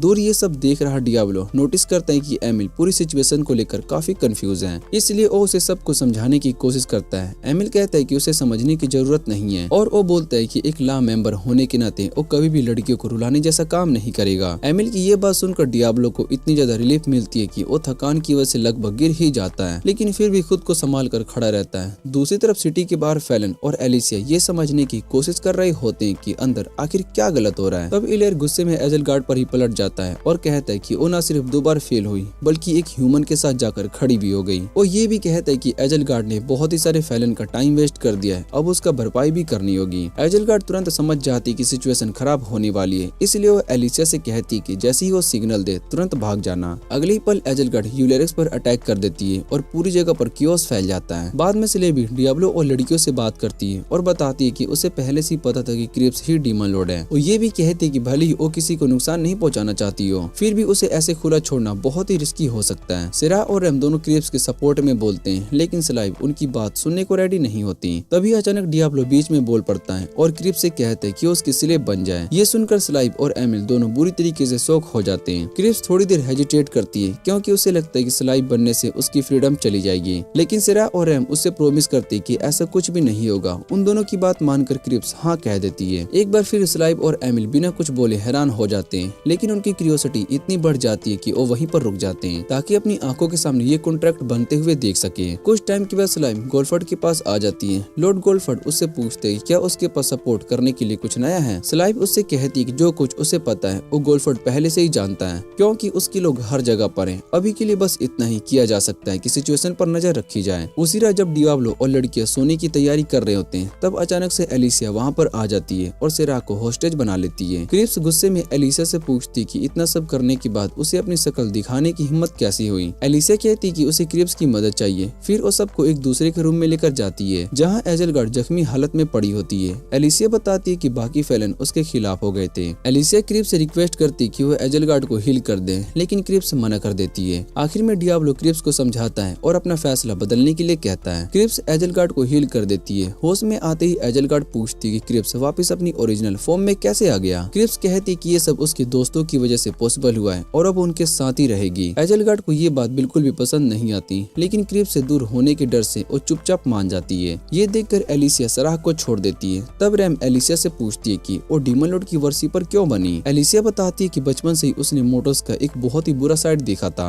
और धीरे धीरे उनसे नफरत करने लगी। जैसे जैसे वो अपनी बात आगे बढ़ाती गई, डियाब्लो को लगता गया कि दोनों का दर्द काफी हद तक सेम है, बस फर्क इतना है कि एलिसिया ने गलत रास्ता चुन लिया। तभी डियाब्लो नोटिस करता है कि एलिसिया अपनी गलतियों का बोझ उठाते हुए खुद को खत्म करना चाहती है। डियाब्लो बीच में आकर उसे रोक लेता है और कहता है कि ये भागने का तरीका है और ये बिल्कुल भी सही नहीं है। वो एलिसिया को एक लंबा लेक्चर देता है कि कैसे उसने खुद को सहारा दिया। डियाब्लो की बातों को सुनकर एलिसिया उन सब लम्हों को याद करने लगती है जो उसने इन लोगों के साथ बिताए थे। जब जब डियाब्लो अपनी बात को खत्म करता है तब एलिसिया रो रही होती है। सेरा और एम उसे चीयर अप करने की कोशिश करती है और कहती है कि उसे माफ कर चुकी है। मोमेंट को कूल बनाने के लिए डियाब्लो कुछ डायलॉग बोलता है, लेकिन अचानक बैलेंस बिगड़ने की वजह से वो लड़खड़ा जाता है और पूरा मूड ही खराब हो जाता है। जब लड़कियों को पता चलता है कि डियाब्लो के मैजिक पॉइंट्स बिल्कुल खत्म हो चुके हैं तो वो कहती है कि हम जानते हैं कि तुम्हारी एनर्जी कैसे वापस आई जा सकती है। ये सुनकर डियाब्लो इतना ज्यादा शौक हो जाता है कि वो कुछ भी नहीं बोल पाता। अब सवाल ये है कि क्या डियाब्लो कभी अपनी असली दुनिया में वापस जाएगा या फिर यहीं पर रहकर एक लो बजट डीमन का रोल प्ले करेगा। इसी के साथ इस एनिमे का सीजन यहीं पर एंड हो जाता है। अगर आपको ये वीडियो अच्छी लगे तो वीडियो को लाइक करके चैनल को सब्सक्राइब करना ना भूलना। तो मिलते हैं अगली वीडियो में।